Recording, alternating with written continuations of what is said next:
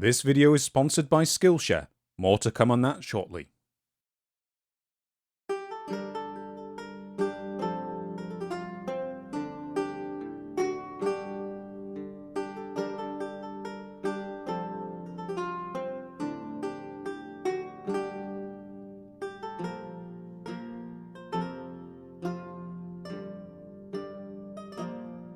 So, Crofty, as I am now unfortunately having to say on a regular basis, it's been a while, hasn't it?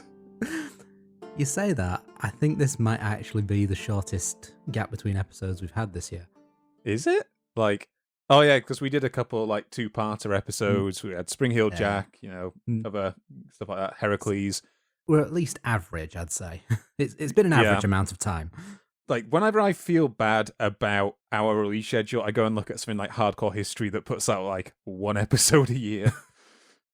I think we're doing all right by those standards, and hopefully it won't get any worse. So, hello everybody. My name is Charles. I'm joined today by my trusty outlaw sidekick, Crofty, and welcome to Mythillogical. Hello. We don't have a great blurb for this show, I've noticed, listening back to some previous episodes. So we discuss all things mythology, folklore, and legendary. We're two nerds who just learn way too much about these subjects and have to talk about it for hours.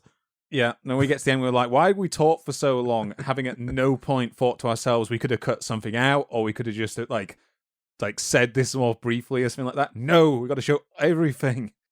It's what the people seem to like. Yeah, it does seem to be the drawing point for people these days. We should stop apologising. Yes. Oh, speaking of apologies, by the way, I think we should probably start then, Crofty, with an apology from our previous episode. So someone pointed this out to me on YouTube comments, which I normally don't really read that often, but this one came to my attention, which was, in our previous video, which was on the Wild Hunt, we appear to have made a mistake when talking about legends surrounding Herodias, and the version we ended up giving was not, as we claimed in the video, related to the Gospel account of Herodias and John the Baptist. Yes, I made a bit of a mistake on that one, mixing up my references slightly, and should probably have had a copy of the Bible on hand if I'm going to refer to biblical figures, which is something I'm going to fix. So yes, the account that I gave of Herodias regarding being chased into the skies by the severed head of John the Baptist was actually from a 12th century text called the Isengrimus, which I believe I did cite for a few other accounts, but I accidentally attributed this particular account to the biblical Herodias, which did not include any flying severed heads. They probably would have been better if they had included it, but, Yeah, the Isengrimus was at least entertaining, or the passages that I could find of it. Definitely. So, with that out of the way, folks, what are we here to talk about today, Crofty? We are here to talk about the famous outlaw, Robin Hood. Indeed. So, Robin Hood's kind of one of those figures, isn't it, Crofty, where we perhaps have a more of a passing familiarity with than some, for the simple reason that we have both lived in and around the Nottingham area at different points. Yes, and although I would also say just growing up in England in general, most people are going to be quite aware of him. We often talk about, our first encounters with these figures. I could not place where I first heard of Robin Hood. I was just always generally aware of it. I'm slightly different. I can place the first time that I heard of Robin Hood for the simple reason that I grew up near a village called Robin Hood. So that was very much something that I was aware of, and I actually went to school near that area. So obviously our previous familiarity, though, is going to be based on a lot of staples that people get in England, and indeed probably in the US as well these days. So Crofty, what's the main property we were growing up from that you first heard of Robin Hood by way of? I think it would be either the Disney movie. Yeah, I knew it was going to be that. With the Robin Hood the Fox, or I believe it would have been one of the... Do you remember the Ladybird book series that usually had fairy tales and bits of folklore that were all adapted for children? I'm fairly certain I had a Robin Hood one of them as a kid. Yeah. I don't remember those, I must admit. What I do remember for some reason, obviously the 1970s Robin Hood film is probably going to be like most people's first exposure to Robin Hood, like not only of the generation before us, our generation, possibly even the current generation, for all I know at the moment. But the thing which kind of made me more aware of the wider mythos growing up, unfortunately, was the, in retrospect, kind of meh film Robin Hood, Prince of Thieves, with Kevin Costner in the title role, which was one of those great examples of an English story with a bunch of American actors in the lead roles. Should I be glad that I never saw that? Yeah, it's all right, is probably what I can say. I haven't seen it in like a decade, so I honestly don't know. I do remember that... so the main thing I remember it for is that Alan Rickman was the incredible scenery-chewing Sheriff of Nottingham as the main villain in it. And honestly, it's worth kind of watching just for that, in retrospect. I think really you just mean the incredible scenery-chewing Alan Rickman was in it. Yes. Yes, okay. Maybe I misspoke there. I will say the Disney film stands up. I watched it last weekend again because I realised after you whistled it at the tune at the end of last time that I could not remember any of it. Stands up really well. I think probably a previous generation, like not even our parents, but generation before that, will probably also have been influenced by, will probably also have been affected by things like the 1930s Errol Flynn film, which is a big popularizer of kind of the image of Robin Hood going forward. And probably before that as well, there is the Douglas Fairbanks film in the 1920s as well. So we're not really going to be talking that much about Robin Hood in the 20th century today, but those are possible influences that most people, I expect, will be familiar with to some fashion. So, Crofty, today, obviously, we're going to then talk about the origin points of Robin Hood within mythology and his long, slow development over what is kind of like 600-700 years or so of English and then later British history as well. As with many of these kind of folkloric figures, Robin Hood has been kind of continuously reimagined throughout his existence, and it's really a process that has kind of acted to keep him more relevant within popular culture. So I think there's a good comparison to be made with how in our King Arthur episode you saw the stories surrounding Arthur being continuously reworked and adapted in order to suit more modern audience sensibilities and make it more relevant for a new generation. Before we go any further and we start talking about his first appearances, Crofty, do you want to give us a quick overview of the kind of modern archetypical image of Robin Hood? Yes. So the modern image of Robin Hood, he shares pretty much all of his predecessors that he is a very well-renowned archer, generally considered the best in the country, and usually also quite a trickster, in that he often would employ subterfuge rather than direct combat whenever dealing with his enemies. He is usually appears in the time of King Richard I and Prince John. He is portrayed as a very strong supporter of Richard when Prince John usurps the throne, while Prince Richard is away in the Crusades, and this leads to him becoming outlawed, losing his title and his lands. He is always associated with a band of men known as his merry men, of varying sizes, in some cases as small as 4 men in the Disney film, sometimes upwards of 100.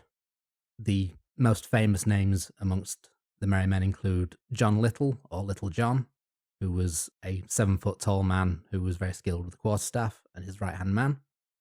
You also get Will Scarlet, usually the youngest of the outlaws, another lord or son of a lord who is exiled.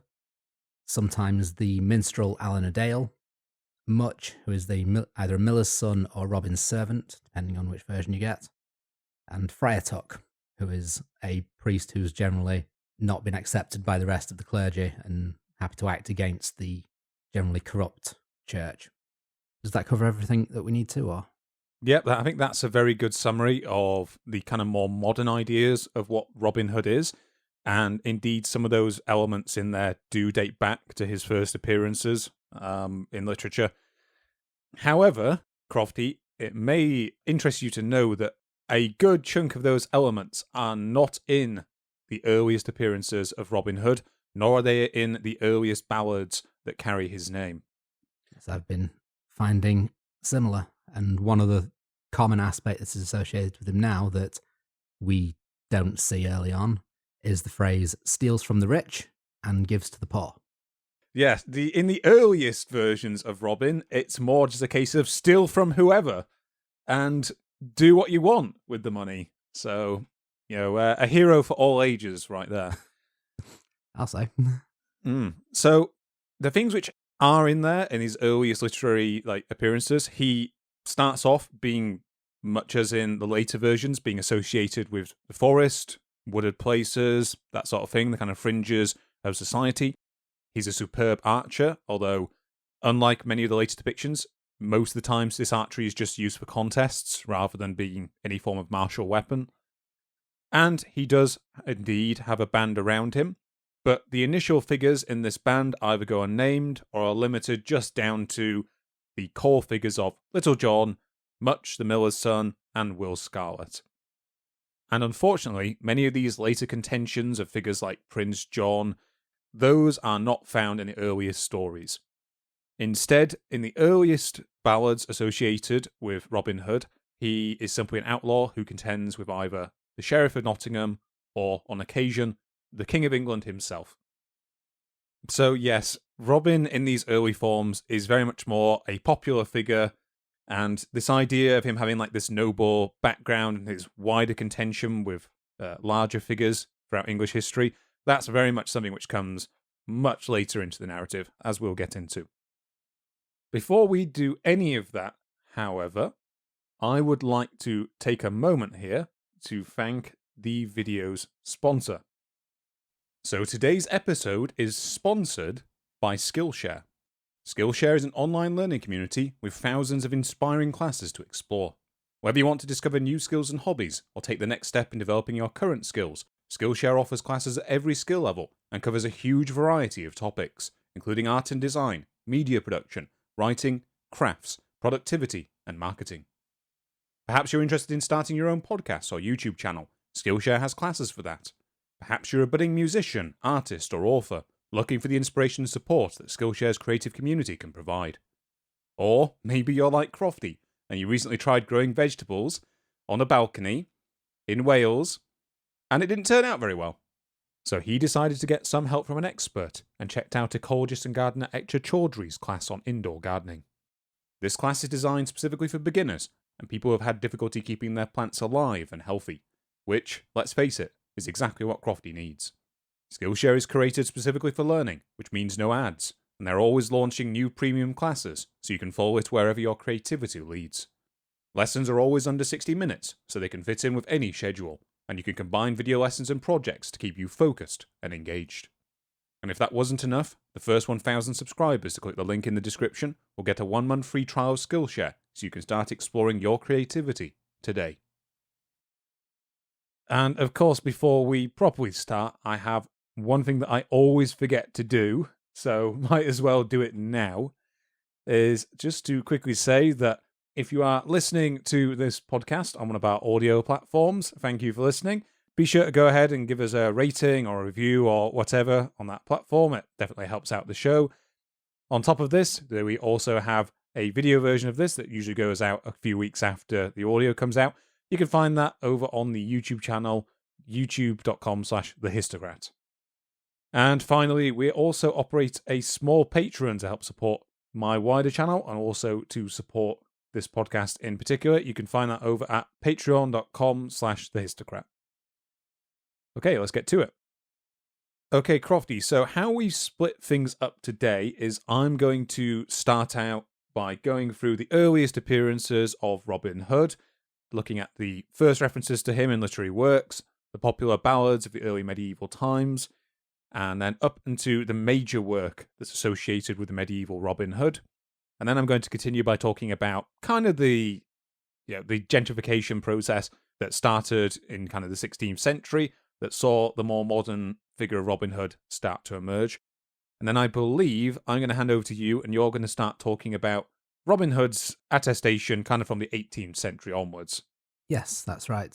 Where we take quite a varied number of Robin Hoods with different personalities, and how between the 1700s and 1800s that was very much consolidated into the single figure that we know today.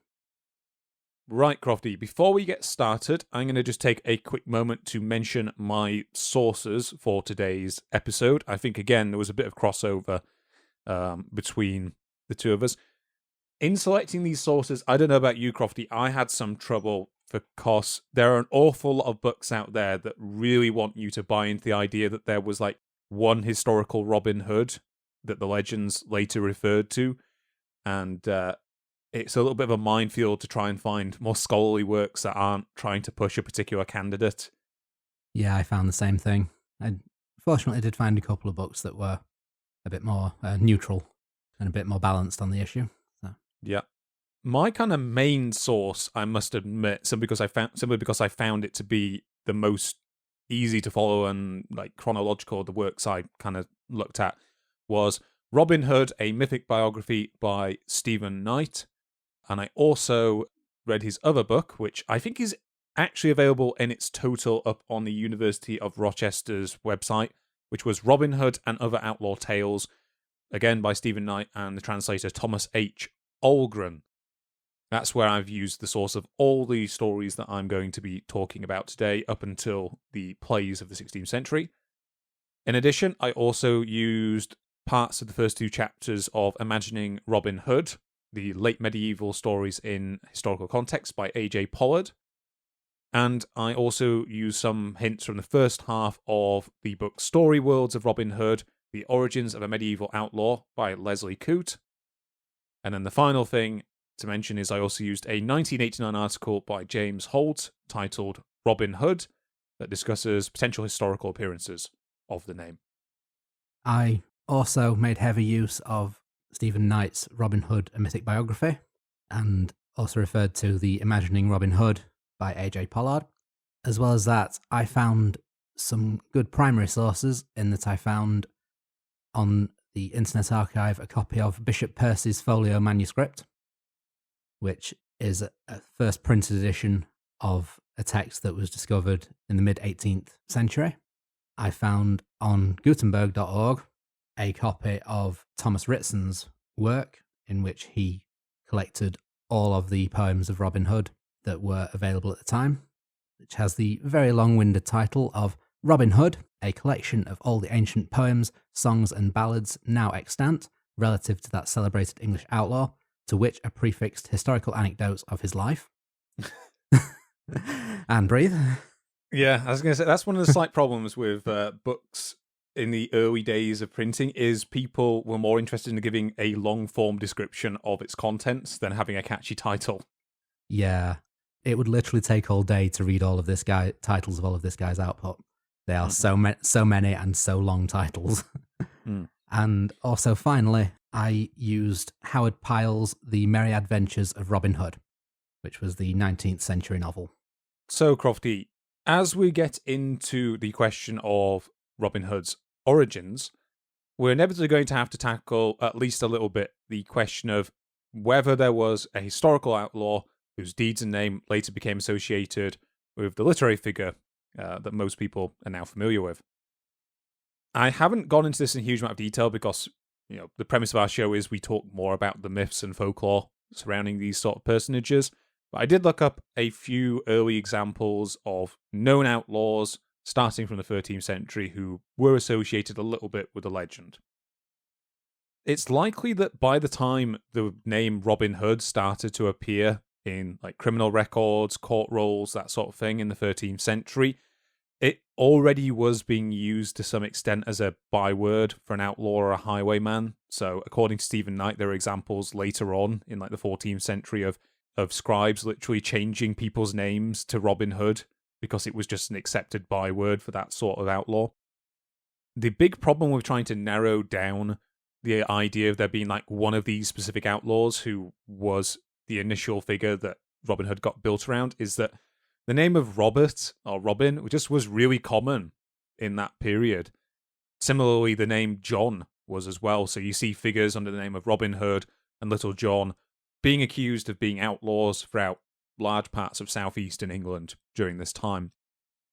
The one thing I thought that would be fun to highlight is, according to James Holt, the earliest known example and the most unambiguous example of an outlaw carrying this name appears in the year 1225, and it relates to a man by the name of Robert Hod, who was recorded as a fugitive before the King's Justices at York in July 1225, and again the following year. Unfortunately for us, the actual charges against him haven't survived, but we do know that he had fled the court's jurisdiction and been outlawed for it, and for this offence, he had had goods totalling 32 shillings and 6 pence confiscated from him. And it has been argued that the same figure continued to appear in legal records all the way up until 1234, which explains a profusion of appearances of this name in legal records around that time. In addition, I also thought it would be fun to mention there are other examples of real-life figures whose lives may have influenced Robin Hood's depictions, along with those of his merry men in particular. I'm going to discuss those more when I come to the relevant literary accounts that they may have influenced, but a fun one I just thought I'd throw in is, in the early 15th century, there was an outlaw bishop named Robert Stafford, who did indeed undertake the alias of Friar. And that is, in fact, the earliest known reference to that figure. And to the best of my knowledge, he was still at large as late as 1429. So, outside of these scattered figures, there are kind of a wide range of literary references to and popular proverbs that mention Robin Hood, proceeding throughout the 14th and the 15th centuries. For the sake of time today, I'm just going to mention kind of a couple of the more prominent mentions here, including the earliest known literary reference to Robin Hood. So this comes from the work Piers Plowman, which was written by William Langland, somewhere between 1370 and 1390. So in this work, Robin is mentioned only briefly as part of an offhand reference by a monk whose role within the story is to embody the trait of sloth, who states the following. And I am reading from the Middle English here, so let's see how I do. I don't know how perfectly my Our Father, as the priest sings it. I know rhymes of Robin Hood and Randolph Earl of Chester, but neither of our Lord nor of Our Lady the least that was ever written. Based on this dating, we can probably place the earliest evidence for oral stories regarding Robin Hood to at least the late 14th century, if not earlier. According to Leslie Coote, this matches well with the initial date for the increasing promotion of works produced in the English language by the courts of the kings King Edward I and II. What's also interesting about this account is it also shows the very first signs of an antagonism from the church and landed authorities towards Robin, if not like an outright antagonism to his existence, but more the fact that the rhyme was associated with a slothful, indolent figure. It seems to indicate that it's not the sort of rhyme that would be known by good and virtuous people. So in the early 15th century, two early Scottish historians similarly mention Robin Hood in their works. Unlike some of the offhand references we get in kind of chronicles of this time, they actually present him in a rather positive light. So the first of these is Andrew of Winetoun, who was a canon at St Andrews, and who wrote a work known as the Orignale Chronicle, which focused on Scottish history and probably dates from 1420. So in it, the following entry names Robin Hood under the year of 1243. So this is actually translated from Scots rather than being originally English. And the translation, according to Stephen Knight, was Little John and Robert Hood were well praised as forest outlaws. In this period they did their deeds in Inglewood and Barnesdale. So this is kind of like the first geographical references to where Robin may have conducted his famous deeds. So for reference, Inglewood is a forest just south of the Scottish border. Barnesdale is further south. It's either a village in South Yorkshire, or it might be a forest in Rutland, even further south. So from the very earliest of these stories, this location is associated with Robin's name, and it continues to be associated with him throughout the early medieval depictions. So the second historian was a man by the name of Walter Bower, who was himself working from an earlier prose history known as the Chronicle of the Scots, which was probably composed around 1441. In it, Walter describes Robin as a famous cutthroat and dates him specifically to the year 1266, in describing him as fighting amongst the disinherited, who supported the rebellion of the noble Simon de Montfort against King Henry III. Unlike Andrew of Wyntoun, he actually gives us a direct example of one of the stories associated with this figure, which I think, from what I was reading around, is the earliest known story of Robin Hood, but it exists largely just as a paraphrase given by him, rather than an expanded ballad or rhyme. So it reads as follows: "When once in Barnesdale, avoiding the anger of the king and the threats of the prince, he was according to his custom most devoutly hearing mass, and had no wish on any account to interrupt the service on a certain day when he was hearing mass, having been discovered in that very secluded place in the woods where the mass was taking place by a certain sheriff and servant of the king, who had very often lain in wait for him previously, there came to him those who had found this out from their men to suggest that he should make every effort to flee. This on account of his reverence for the sacrament he completely refused to do. But the rest of his men trembling through fear of death, Robert, trusting in the one so great whom he worshipped, with the few who then bravely remained with him, confronted his enemies and easily overcame them, and enriched by the spoils he took from them and their ransom, ever after singled out the servants of the church in the masses to be held in greater respect, bearing in mind what is commonly said, God hearkens to him who hears mass frequently." So it is also in the early 15th century that we see evidence for another popular activity involving Robin Hood, known as the Play Games of Robin Hood, which often took place as part of his own eponymous Robin Hood Day. So this was an event often held around May Day, but was distinct from those celebrations, and that appears to have continued for at least the next 200 years. So we only have kind of sparing records of these. Often it's in the context of a later church writer denouncing the acts of the Robin Hood Day, often because it keeps its participants away from actually attending church services. In these events, it was common for Robin Hood and a group of his followers to play a part in widespread celebrations, which seem to have consisted of a public procession that led through the forests and ended in an elaborate base where Robin himself would oversee the proceedings. The celebration would include dancing, competitive sports such as wrestling, archery and swordplay, and of course, Robin Hood plays. So these celebrations appear to have been linked with the woods and the forests that surrounded villages, as I mentioned before, and it is possible that these associations then led on to much of Robin's depictions in the early ballads. So in addition to this kind of celebratory aspect, there also appears to have been a bit of a financial aspect to these events, which is actually one of the main reasons that we have records of it. So specifically, these bands of Robin Hood and his men usually collected money for charity and for use within the wider community, which were most likely then to have been spent on things such as road upkeep. And indeed, charging people for road upkeep is one of Robin's favourite pretexts for robbing them in the early ballads.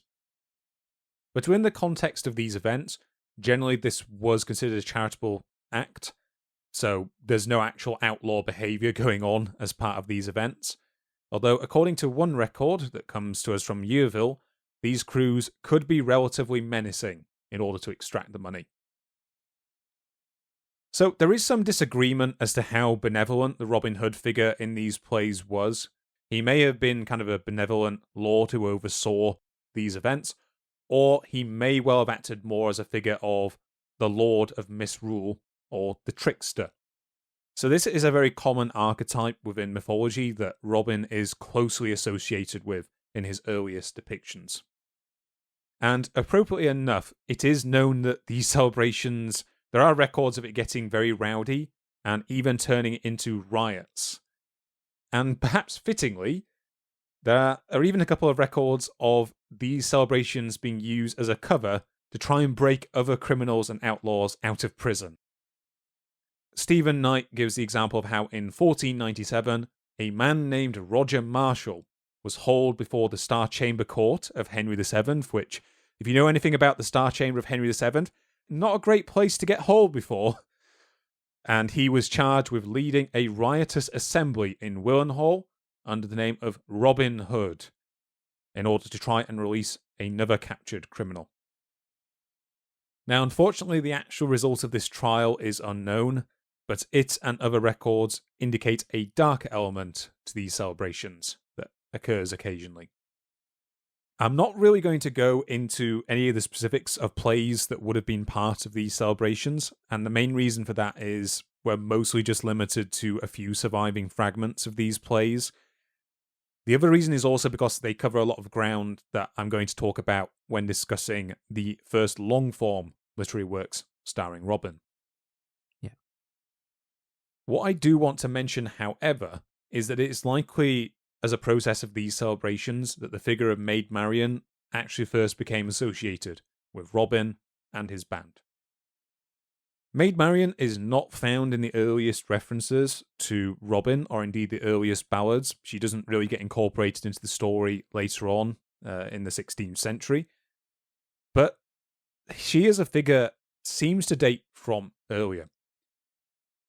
So the earliest references to Marian is completely unconnected with the Robin mythology in any way whatsoever. Instead, she actually appears to originate in an earlier set of French romance poems known as, and I should have looked this word up, pastorelles? I don't know French, I'm sorry. I'd say it's a good effort, but then I don't know French either. Yep. So these were basically popular in courtly and clerical circles from the 12th century through to the beginning of the 14th century, and they appear to have been transmitted over to England due to these close associations between the upper classes of English and French culture during this period. In these poems, Marian is a shepherdess whose lover is a man named Robin, though it is now thought that he's not actually connected in any way to the Robin that we're familiar with. It's just a case of Robert being a common name again. These stories are the sort of thing where it's like you read them and you realize how alien the world of the 12th century was compared to modern society. And the result is they actually come off as a bit grim as a result. So in these stories, Marian is usually a young girl of the age of 14, which is right on the cusp of when people of the era felt that a marriage could be consummated, which helps to explain a lot of things to do with George R.R. Martin's depiction of relationships being consummated at that age. Yeah. This young girl is frequently a figure who is a shepherdess who is being seduced by a knight, a clerk, or another personage, but who endeavours to remain true to her beloved Robin. The seducer then attempts to bribe her into intercourse, in response to which she either acquiesces or she refuses and he takes her by force anyway. In some versions, Robin then does show up at this point, but he's usually presented as unintelligent, neglectful of Marian, and generally is presented as laughable and ineffective against this knightly figure. In some versions, the other peasants then succeed in driving the rapist away, or alternatively, Marian is then used to lure him into an ambush and he is brutally beaten up. In an alternative version again, she sometimes ends up enjoying the experience and entreats her seducer to come back again. On the whole, this group of poems is one of those where it was clearly supposed to be comic in its day, but it does not read well in light of the 21st century attitudes. It really doesn't. And no. I'm hoping that this is as dark as the episode gets and we're only going up from here. Yes, thankfully, this is probably the bottom point in terms of darkness. So Leslie Coates' take on them really was that this was supposed to be kind of reflecting of an actual problem of that time period, which was that peasant girls were unfortunately just considered fair game by a lot of noble men. And according to her, there's even an inverted parody of this in a later Robin Hood story, where a knight gets his own comeuppance and is forcibly put upon by a shepherdess. So let me find, I actually do have the little line that I found from that. So it says, "Then she began to embrace me and to hug me tightly because she wanted to kiss me. But I stepped back out of the way. Truly, she did all she wanted with me and uncovered me and crushed and abused me more than I can say." So there was at least some self-awareness going on there in later accounts influenced by that. But moving hastily on from that body of poems, later on, what seems to happen is the marrying of these stories seems to then be conflated with May Day celebrations, and then these in turn have been conflated with the events associated with Robin Hood. Moving to the 15th century, we begin to see the first surviving ballads that mention Robin Hood. There are at least 8 of these, according to the authors I consulted. The most prominent standalone ballads of these are Robin Hood and the Monk, Robin Hood and the Potter, and Robin Hood of Guy of Gisborne. So the version of Robin that we see in these stories has been characterized by a number of different authors as a bold figure who is resistant of authority and is usually referred to as being a yeoman rather than a gentleman, so more like a landed farmer. And whilst there is no mention of Maid Marian in these early tales, Robin instead repeatedly expresses his devotion to the Virgin Mary instead, whose aid he invokes during the course of his problems. At the same time, though, he does have something of a contradictory nature compared with the later depictions of him of being familiar with courtly manners and kind of turned into this more genteel figure. So whilst in these early tales he is presented as brave and willing to risk his life to save others, sometimes he's presented as prideful or just straight up willing to lie to his own followers and try to exploit their goodwill. Of these stories, the earliest known is Robin Hood and the Monk, and it starts with his men celebrating early summer in the forest. So Robin states that he desires to go to Mass in Nottingham with the aid of St. Mary's help, and after this, one of his men objects. Little John then goes with him. Along the way, they conduct an archery contest for money, but when Little John claims victory, Robin claims he never made the bet at all, and the two of them part in anger. Continuing on to Nottingham alone, Robin is recognised by a monk that he has previously robbed, and is imprisoned by the Sheriff of Nottingham, who prepares to execute him. So there's a missing page at this point, but after that, we see the outlaws hear of Robin's capture, and both Little John and a follower named Much, so Much the miller's son, go to rescue him with St. Mary's help. They encounter the very same monk on the road, where Little John tricks him into believing that Robin also robbed them. Then, having fooled him, they kill him and they steal the letters he was carrying, which are addressed to the king. They present these letters to the king himself, and in return they receive a portion of money from the king, and they receive his seal and a command to go and see the sheriff, who is ordered to bring Robin before him. So now fully disguised as royal messengers, Little John and Much go to see the sheriff, who, in an extraordinary act of generosity towards servants, greets them with a feast and with entertainment. So after the sheriff gets drunk, they trick Robin's jailer into believing that Robin has already escaped, then they kill him and they release their leader. At the conclusion of the story, the three escape back to Sherwood, where John tells Robin that he has done him a good turn, despite Robin doing him an ill one, and ashamed Robin offers John the leadership of their band. John, however, refuses, and upon a hearing of Robin's escape, the king praises Little John's loyalty to his leader, noting specifically that John is more loyal to Robin than the king's own men are to him. So we can see in this early story that Robin's position really isn't, set. His leadership is not presumed to be automatic, as shown by his contention with Little John.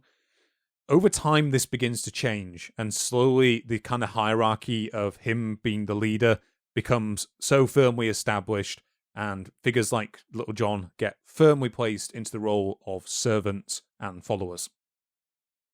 So, in the second story, which is Robin Hood and the Potter, Robin and his men see a potter with his cart coming towards the forest. After some of the group recognise the potter and note that he has never paid a toll, Little John says that he is a good fighter from Wentbridge, and no one can make him pay.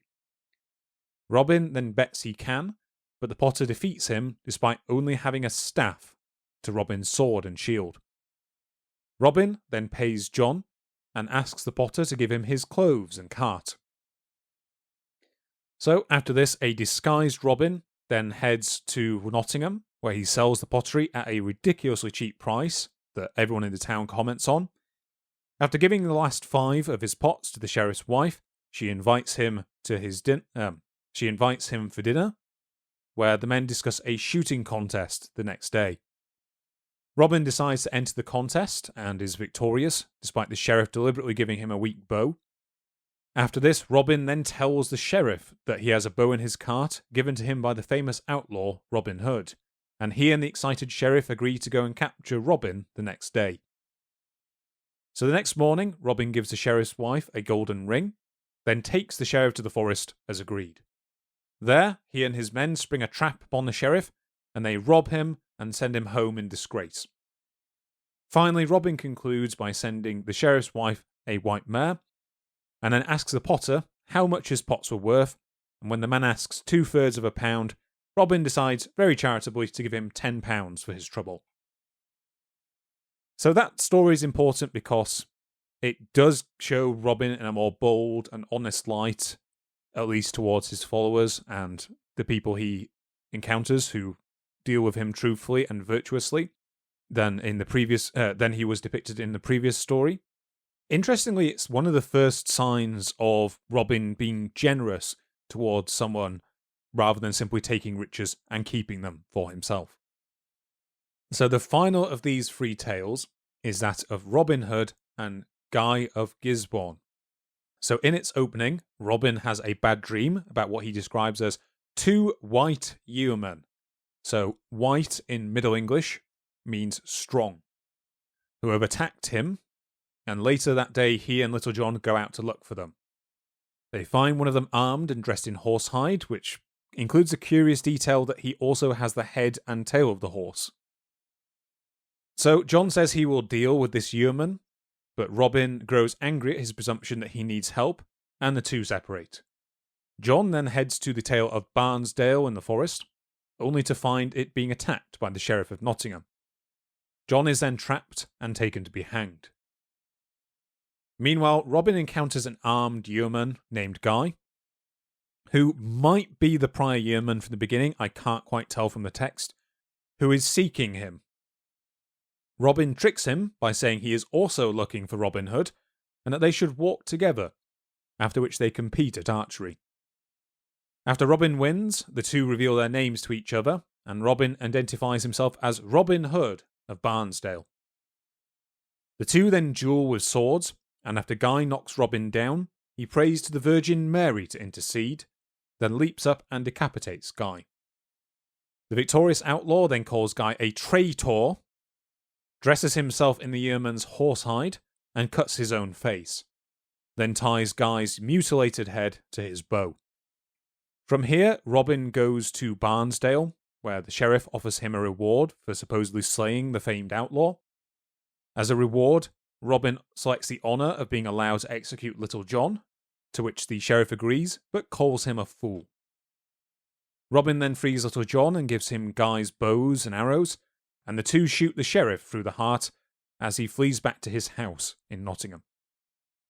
So, a couple of things I think are worthy of mentioning. Interestingly, this last story is the only one of the three where Robin is explicitly mentioned as being clothed in green, which goes on to be his trademark in many of these tales. The other thing is this tale kind of demonstrates the somewhat fluid geography of where these tales take place. So, for example, the archery contest takes place in Barnesdale in South Yorkshire, yet the sheriff tries to flee back to his house in Nottingham, which, as someone who has frequently made that commute as part of having been born and raised in Wakefield Leeds area and going to university at Nottingham, that's a good long distance to try and flee back to your house. Yeah, it's bad enough on the motorway. Yeah, bad enough on going down the M1. Yeah. Not great on horseback through the woods. No, exactly. Moving on from these three tales, major elements from these sorts of ballads appear to have influenced what is really the quintessential early telling of Robin's tale, which is the famous work A Guest of Robin Hood, which was written by an unknown writer and first appeared in print form in the early 16th century. So I think the most likely dating I saw of it was somewhere between 1500 and 1510. That was the hypothesis that Stephen Knight gave, whereas James Holt theorized it may actually have been written earlier, somewhere in the second half of the 15th century, perhaps as early as 1450. So this work is far more substantial than the three prior ballads. It totals some 1800 lines, and according to A.J. Pollard, it appears to be the result of 5 separate Robin Hood ballads being pulled together into one. None of these ballads appear to be any of the 3 that I just mentioned, which is why I wanted to discuss them in particular. So in preparation for this podcast, I actually read through all of The Guest of Robin Hood in the original Middle English, which it would have been nice if I could find a translation, but I couldn't, so I had to deal with that. Frankly, it would have made my life a lot easier if I could have found another version, because you'd think Middle English would be relatively close to Modern English. The answer to that is no. Really isn't. Let me just check something, because I don't. Well, it's not Middle English. I think there might have been a much more legible version. I do know that The Guest was reprinted going up into the 17th century, so I assume it was modernized in language throughout that time. I need to double check. It might not be because of what I'm going to say about the guy who reprinted it. So I'm gonna double check whether he did actually get a version that was, understandable. Actually, there's a link to it to that point. Okay, the spelling's weird, but it's manageable. Okay, it gets a bit worse the further you go in. Never mind. No, never mind. I'm seeing the way it spells Archbishop, and I'm like, no. Yeah, this reminds me of when I was a university student. I randomly bought a copy of the Canterbury Tales from the bookstore at Nottingham Uni, and I did not realise until I'd actually got it home that it was written in like Old English. And I was like, oh. Yeah, that's the sort of thing you'd do. Yeah. So to the best of our knowledge, there's no known manuscript version of The Guest. It just first appears in its printed form. So as a result, we have quite limited knowledge about how it was constructed by its author. We do know that by 1530, there were at least 4 different versions of it in print, and indeed, this period coincides with a real high point in Robin Hood's popularity, as I will get into shortly. So, the ballads that were likely used to compose it were Robin Hood and the Knight, Robin Hood and the Sheriff, Little John and the Sheriff, Robin Hood and the King, and, most spoilerific title of them, The Death of Robin Hood. I wonder what happens in that one. Yeah, strange one. In addition, it may also have been influenced by a couple of earlier French works that I mentioned right back at the beginning that romanticized the lives of 2 actual outlaws. And these are the legends of Eustace Monk, who I'm going to try my best not to refer to as Eustace the Monk, as I kept accidentally writing whilst putting this together. And, come on, I can do this. Folk le Fitzwarin. Yeah. So Eustace Monk was an actual historical outlaw and a pirate in the late 12th and 13th centuries, who operated as a raider on behalf of King John of England against the French king Philip II.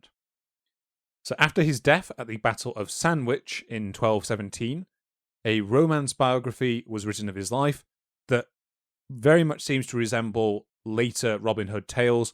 In particular, the story of Eustace features him repeatedly humiliating his opponent in life, who was Renaud, Count of Boulogne, who he would ambush in various disguises and usually rob and make off with his horses back to his forest hideout. Conversely, the story of Fulk le Fitzwarin is based on the real-life deposed gentleman, Fulk Fitzwarin, who began life as part of a family with estates in Shropshire and Gloucestershire, but who rebelled against King John in 1201 and was outlawed due to disagreements over Fulk's rights to a border castle near Wales called Whittington Castle. After this, he became the leader of a roving band, but was eventually pardoned, and despite further conflicts with the crown in the reign of John's son, Henry III, eventually he lived to a ripe old age.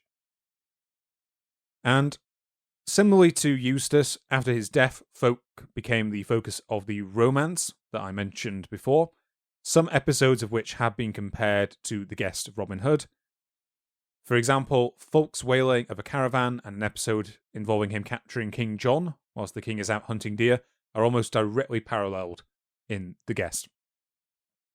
Moving on to the story of The Guest itself, I just want to quickly note that the word guest in the title doesn't refer to Robin receiving a guest, and it is not meant to actually be understood as the word jest, in line with his more kind of trickster nature. Instead, it refers more to the Latin phrase res gestae, or things done. So, in some versions, the title is A Little Jest of Robin Hood, so the little things done of Robin Hood, for example. So, the jest opens with Robin and his men being in Barnesdale, where Robin demands that before having dinner, they must meet with a stranger who will pay for it. John, Much and Scarlet then go out to the highway and find a poor knight, who is described as garbed in terribly thin clothing, and who is bound for the Holy Land. After dining with Robin and his men, he reveals that he has naught but 10 shillings to his name, and that he owes £400 to St. Mary's Abbey in York. If he does not provide the abbot with this money, then it is promised that he will be dispossessed of his land. So Robin orders Little John to check through the knight's belongings to see if he is as poor as he claims, and upon establishing that the knight is truthful, he agrees to loan the knight the £400, and gives him a year to repay the money under the surety of the Virgin Mary. So to prepare him to go and pay the money, he outfits him properly, gives him a horse, and loans him Little John to be a servant. Together, the knight and John journey to see the abbot and his accompanying clerics at St. Mary's in York, where he frustrates their hopes of seizing his lands and repays them the money. After this, he heads home to save up the money to repay Robin, and eventually succeeds in raising the money and gathering 100 fine bows for Robin. However, whilst out journeying to the forest to return the money, he comes across a yeoman who has been attacked for his victory in a local contest, so he's explicitly described as being a stranger, and the locals are angry that he has defeated the local favourites. So the knight then intervenes in order to save his life, and this delays him from returning to see Robin. So whilst this is all going on, Little John enters an archery contest held by the Sheriff of Nottingham and wins. Impressed by this performance, the sheriff takes him on as a servant, and the knight gives him permission to leave. One day, John wakes up late to find the sheriff is gone, and both the steward and the cook refuse to serve him food, as it is not yet mealtime. In response, John grows violent and handily defeats the steward, but finds a worthy opponent in the cook, who he convinces to join him and Robin's band. The two then plunder the house, taking with them more than £300 and a large chunk of the sheriff's belongings, before escaping to the forest. Out here, John finds the sheriff and tricks him into following by claiming he has seen a magnificent deer. So, John leads him to Robin's camp, where the outlaws trap the sheriff and humiliate him, and force him to swear an oath that he will be friendly to the outlaws from that point onwards. Robin again wishes to eat dinner, but refuses once more to eat until they find someone who will pay for it. After the group wonders where the night has gone, Little John goes to the highway, and they find 2 Benedictine monks from the abbey at York, with a group of 50 men and 7 pack horses. After drawing their bows on the group, who scatter, they capture one of the monks, who they bring before Robin. After eating dinner with the monk, Robin asks the monk for payment, who claims he only has 20 marks on him. However, upon investigating the monk's belongings, Little John finds that he has more than £800 on him. Robin takes this, claiming that St. Mary has sent it in order to repay the knight's debt. Later, the knight then arrives, explaining that he was late due to intervening on the yeoman's behalf earlier, and he gives Robin the fine bows and arrows that he has brought. Robin, however, refuses to take the knight's money, and instead gives him half of the monk's £800. The sheriff then holds another archery contest, and Robin and his band take part. Robin wins and claims the prize, but the sheriff betrays his oath and attempts to seize him. Robin fights his way out, but Little John is hurt by an arrow to the knee, so the outlaws flee to the knight's castle, who gives them shelter from the sheriff. After initially sieging the castle, the sheriff instead decides to go and see the king himself in London, and explains that Robin has been poaching his deer, after which the king insists that both Robin and the knight must be brought to justice. Another drink of water. I was just going to ask, does Little John give up being an adventurer and become a castle guard after this? No. Oh yeah, I get what you mean. Sorry. Yeah. Took me a second. It's so old a meme that I actually forgot about it. Robin escapes to the Greenwood, but Robin takes the knight prisoner whilst he was out hawking, during the process of which he is named for the first time as Sir Richard Lee, who sometimes appears in later Robin stories. So Sir Richard's wife seeks out Robin and asks a boon of him, and in response he enters Nottingham with his men in order to rescue the knight. Robin shoots the sheriff with his bow, then cuts his head off whilst he's lying on the ground, and the merry men deal with the rest of the sheriff's men. Finally, they rescue the knight, and they flee back to the Greenwood. So, back in London, the king hears of this, where he is named as Edward, without being given a specific number, and he decides to go to Nottingham to try and find Robin. After having no luck, he disguises himself as an abbot, and Robin finds him on the road. Similar to the knight and the monk before him, Robin demands his money, and the king abbot truthfully says that he has only £40 on him, of which Robin takes half. He then shows Robin the royal seal, and tells him that Robin has the king's permission to come and dine with him in Nottingham. Robin then reveals that he is a faithful subject of the king, and offers to dine with the supposed abbot, and after eating, the two play a game known as Pluck Buffet, which is a shooting competition where basically the winner of the contest gets to punch the loser. Great entertainment back in those days.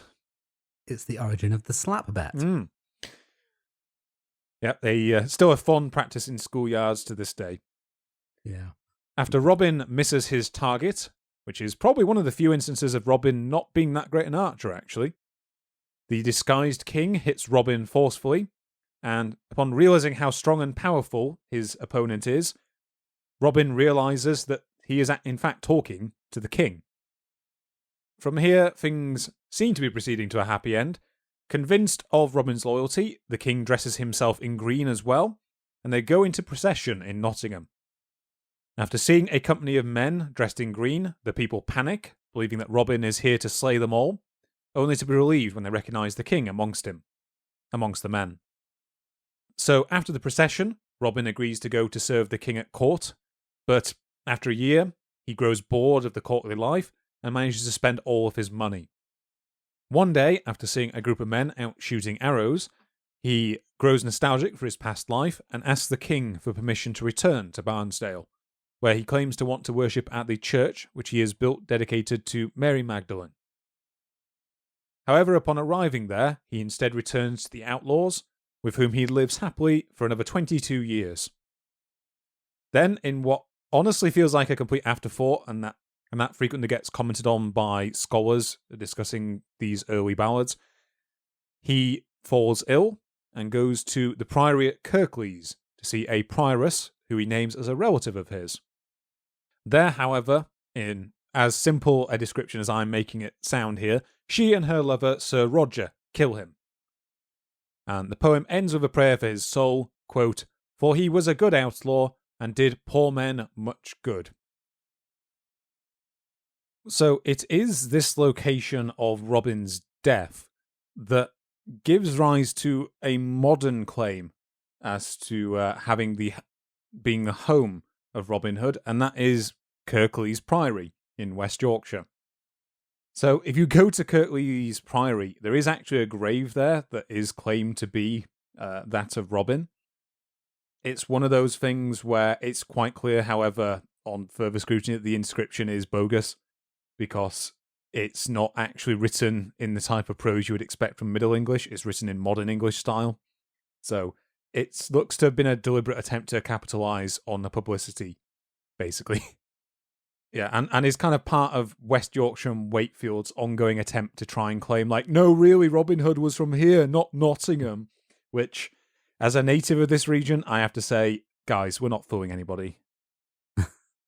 Was it Wakefield where the supposed body was found, where he was literally carrying ID? Oh no, that was the that was like a parody article that was written, I think, in the 90s, where like a mummified body. No, it was found in Sherwood, where they claimed to have found, like, a joke article claimed to have found a mummified body holding a medallion that said Robin of Locksley on it. Yeah, that was a fun one. Right, so yeah, and then the final thing in the guest ends with a prayer for Robin's soul, which includes the quote, "For he was a good outlaw and did poor men much good."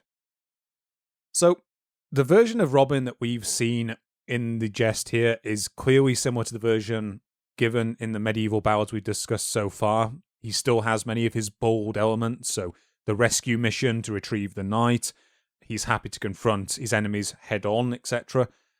And he's still clearly an outlaw willing to rob most people, but he does start to take on some more lordly attributes. So some of his acts that previously in the ballads would have been conducted by him are now taken on by his own men. For example, Little John takes on many of his kind of trickster elements in his deceiving of the Sheriff of Nottingham. Also, he kind of starts to acquire kind of gentlemanly and courtly attributes. So many of his interactions with his captives come across more as like a gentleman receiving guests than an outlaw. And he's also a lot more generous to those who dine with him than the people he waylaid in the shorter ballads. And then the final thing to mention is the ending line is probably one of the first examples we have of him explicitly being given as a good outlaw who helped the poor rather than just being a general outlaw. The final question to do with the jest is the question of who exactly the king in this story is meant to be. So I said before he was named as Edward. This unfortunately doesn't really narrow it down. So by the time that the jest was composed, there had been 5 kings named Edward in England. One of them we can safely rule out is Edward V, who died as a child. At least we presume he disappeared from the Tower of London alongside his brother. Now, any of the others could theoretically be this Edward. Some scholars have tried to exclude Edward II because he's generally seen as quite a poor king in retrospect. However, he is known to have passed through Nottingham in 1323, so it can't be entirely ruled out. But generally, each of them had substantial enough reigns that we can't narrow it down really any further. I mentioned before that the jest appears to have kind of been produced around a period of high water for Robin's popularity in England. The thing I just wanted to mention before we move on to the last elements I'm going to talk to today is during this time, so popular was Robin that he was even emulated by King Henry VIII. Really? Yeah. According to a chronicle published in 1548 by Edward Hall, he indicates the following act was undertaken in 1510 by King Henry VIII. Quote, "His Grace, the Earls of Essex, Wiltshire, and other noble men, to the number of 12, came suddenly in a morning into the Queen's chamber, all apparelled in short coats of Kentish kendall, with hoods on their heads and the hose of the same. Every one of them his bows and arrows, and a sword and a buckler, like outlaws or Robin Hood's men. Whereof the Queen, the ladies, and all other were abashed as well for the strange sight, and also for their sudden coming, and after certain dances and pastime made, they departed." So this was most likely done as part of the New Year's celebration, and interestingly, probably occurred, I think 1510 is really early in Henry VIII's reign as well. Let me just check. He would only have been on wife number 1 for that. Yeah, if it's New Year's, that's literally the first year of his reign. Yeah. And to be honest, Crofty, if I was a courtier that Henry VIII came to and said, right, we're going to dress up like Robin Hood and his merry men, for some reason I always think that Henry VIII has like a rebelled Yorkshire accent. Yeah. Here, right, you lot. So he basically, if he came to me and I was his courtier, I'd be like, yes, absolutely. I don't even care if I have a starring role. Just please don't execute me. Yeah, you don't annoy King Henry VIII. He does get a bit happy with the axe. Yeah, although probably his reputation wasn't at that point yet. So True. Yeah. After the jest and moving further into the 16th century, we begin to see the depictions of Robin Hood really split into two distinct strands. The first is the kind of continuing appearance of the bold Robin of the early medieval ballads, which continue in a tradition known as the Broadside Ballads. So these were an early form of printing in England that were popular between the 16th and I think going into the 19th century. And they usually consisted of a simple sheet of cheap paper with just one side printed with a ballad or a rhyme, and occasionally with the odd woodcut illustration added in as well. So due to their cheap nature and manufacture, most of these haven't survived and were really reliant on later figures who just took an interest in them and decided to collect them. So notable figures amongst this include people like Samuel Pepys, Francis James Child, and someone you're going to be talking about quite a bit, I imagine, Crofty, which is Thomas Percy. So the result of this is that we have about 30 of these ballads that detail Robin Hood's adventures that have survived, including works such as The Jolly Pinder of Wakefield, Robin Hood and Little John, Robin Hood and the Butcher, and perhaps the most significant for a development of the Robin Hood canon is Robin Hood and the Friar. It's also known as Robin Hood and the Curtail Friar, or Curtail Friar. Now, I don't really want to go too much into these, Crofty, because after a certain point, I'm going to be treading a little bit on your toes, because many of these stories go on to influence works from 17th and 18th centuries onwards. Yeah. The one I do want to talk about quickly, though, is the story of Robin Hood and the Curtail Friar, because it includes the first fully surviving story in which Friar Tuck appears. As we mentioned before, his name was taken on by an outlaw in the 15th century, and he does also appear in an earlier Mayday play known as Robin Hood and the Sheriff of Nottingham, but I'm not going to go into that because, again, it's only a fragmentary work that we have available of it. The thing also to keep in mind is this story is thought to relate to Friar Tuck by later authors and many scholars on the subject, but he's only explicitly named Friar Tuck in later versions. He's just referred to as a friar in this one. So this ballad follows one of the archetypical story forms that appear in Broadside Ballads, and that is the Robin meets his match form of story. In it, Robin and his outlaws conclude a hunt, after which Robin states that there is no man who is a match for Little John within 100 miles. Will Scarlet then begins laughing and tells Robin that there is a friar at Fountains Abbey who can.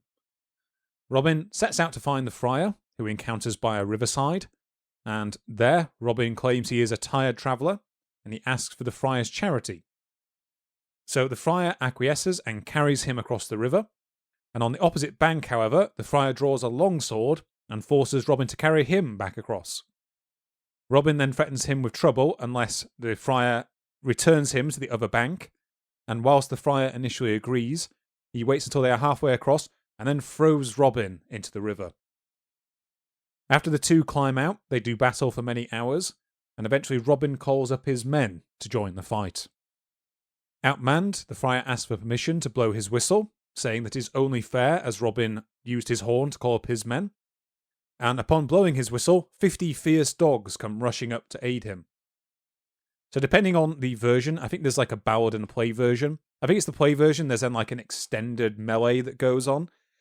But both versions then end up with Robin good-naturedly admiring the friar's abilities and inviting him to join their band, to which the friar agrees to join for the price of 1 noble, which is roughly equivalent to 6 shillings and 8 pence. The other thing just to very briefly mention is that in the Broadside Ballads, we also see Maid Marian incorporated into the Robin Hood tales.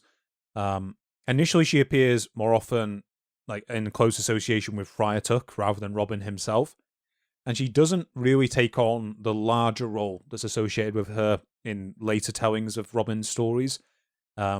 until kind of the more theatrical period of Robin's existence. But I just thought it was worth mentioning here. Also, in some of the later broadsides from the 17th century, we also see figures such as the minstrel Allen Dale being incorporated into the story, who I assume Crofty will describe in more detail. Yeah.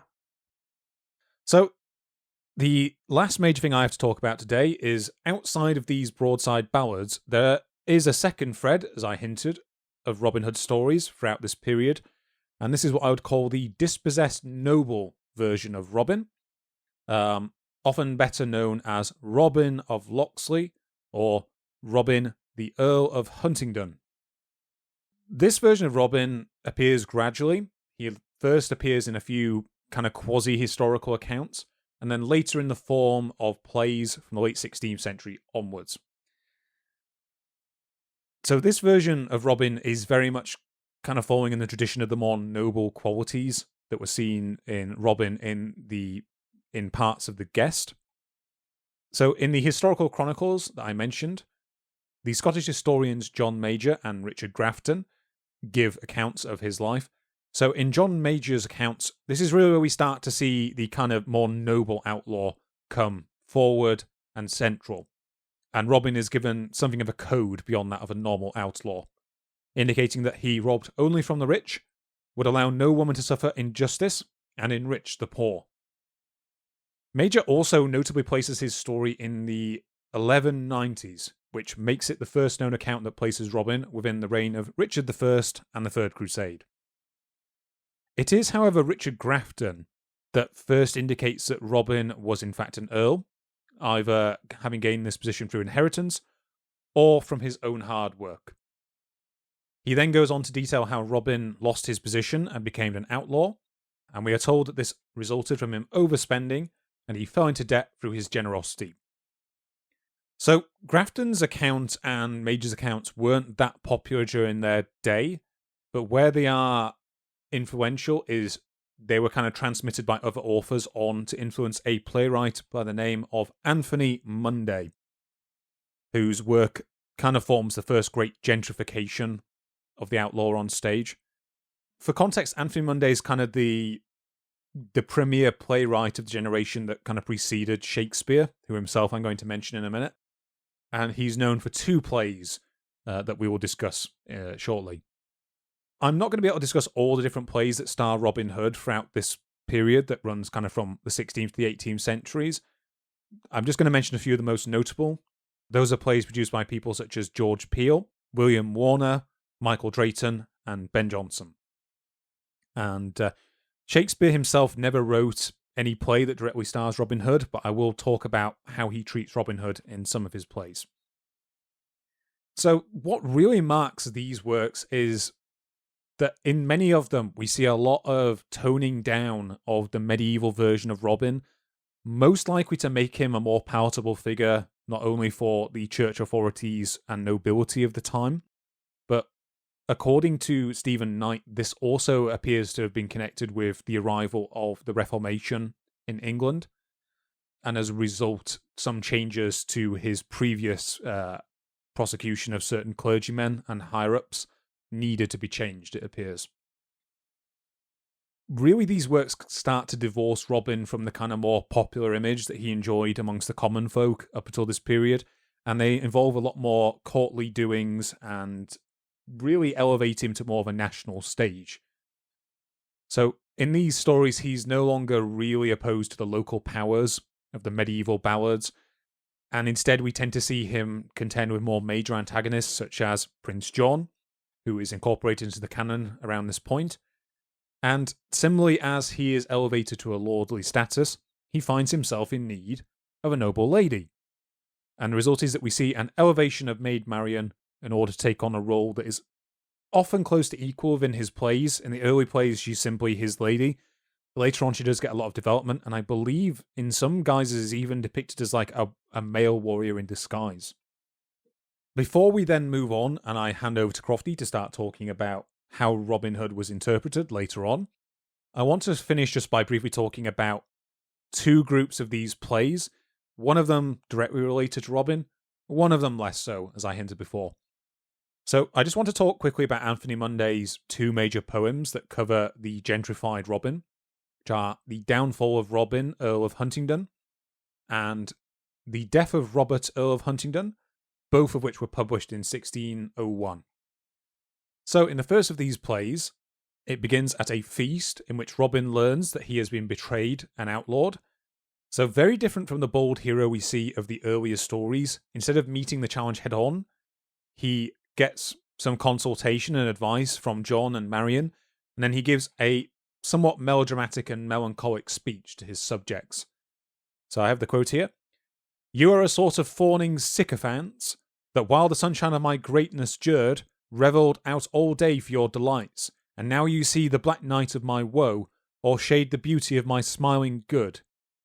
You to my grief added grief, and agreed with that false prior to reprieve my joys from execution of all happiness." So I'm not going to talk about the full play because it's huge. It's like twice as long as The Guest. But the general summary of the events goes as follows. Robin then flees to the forest with Marion and his steward, John, who is very much demoted to a servant here. He contends with Warman, his faithless servant, who has become the Sheriff of Nottingham, and who has captured the sons of Widow Scarlet. After freeing these, he has Warman executed, but much more in line of his courtly and gentle role, he takes no real action himself during the fight, and he is reduced to just blowing a horn to signal the start of the efforts. And indeed, this lack of action on Robin's behalf continues on throughout the rest of the story as he very much becomes more of like a sovereign, distant figure. Quite similar to how Arthur became kind of this sovereign, distant figure in some of his depictions. And very much the actual deeds and daring acts of the story are now relegated to his men. In the rest of the story, we also see his antagonism to the upper classes long gone, and instead the target of his outlawry is largely confined to acceptable targets for the day of people like members of the Catholic Church hierarchy, who were being widely scapegoated in England during this time. And outside of this, Robin largely just dedicates himself to a life of pastoral pleasure and gentlemanly behaviour, such as hunting. So it has been commented by some authors that the Robin of this era is a somewhat disappointing figure, because he's just really being stripped of a lot of these popular ideas of the bold, dashing Robin in order to make him more palatable for the upper classes. I was going to say, yeah, from what I've read about these plays, there's very little to actually base a plot around, because just by making him this courtly noble, it loses anything that they can make an interesting story about. Yeah, I like this story is mostly more about the antics of like Prince John and Queen Eleanor. And yeah, the basic conceit is that Prince John desires Maid Marian and Queen Eleanor desires Robin, respectively. I was going to say, I do wonder if this was sort of a deliberate way of suppressing the outlaw Robin Hood just by writing, such quite dull plays about him that just meant he couldn't capture anyone's imaginations anymore. That is one possibility. I think it might also just be the case that this was the sort of thing that was interesting to people in an actual noble's court that really isn't that interesting to us now. Fair. So that play ends with a somewhat happy ending where King Richard returns from the crusade and Robin is restored to his position at court. In the death of Robert, Earl of Huntingdon, Robin plays even less of a role than that. He literally dies at the end of Act 1 as a result of swallowing poison that was meant for King Richard. On his deathbed, he attempts to reconcile his former friends and enemies, who become at odds with each other as soon as Richard then himself dies and John succeeds to the throne. What's innovative about this story, however, is that whilst Robin is a non-entity really in it, it's thought that the play may not even have depicted his death in some cases, is that the remaining 4 acts of the play make Maid Marian the star. And she spends the rest of the play being pursued by King John, who, as before, still desires her. She is aided by her uncle, Lord Bruce, who attempts to oppose the king, but generally which results in his wife and son being confined to the dungeons of Windsor Castle. And finally, Marian takes shelter in Dunmow Abbey, where she is poisoned by John's evil henchman Brand, and that kind of concludes the story with John just in a state of repentance as to what he's done. So yeah, it's interesting to see her start to get more development, and that will continue later on. So the very last thing I want to mention is it would be remiss of me, Crofty, to move on without mentioning the appearances of Robin Hood in Shakespeare. Shakespeare only briefly refers to Robin Hood. He refers to him in the late 16th century play, The Two Gentlemen of Verona. In this, the character of Valentine is banished from Milan and driven out through the forest, where he is approached by outlaws, who upon meeting him desire to take him as their leader. And they comment, "By the bare scalp of Robin Hood's fat friar, this fellow were a king for our wild faction." Similarly, Robin Hood is mentioned in the play As You Like It.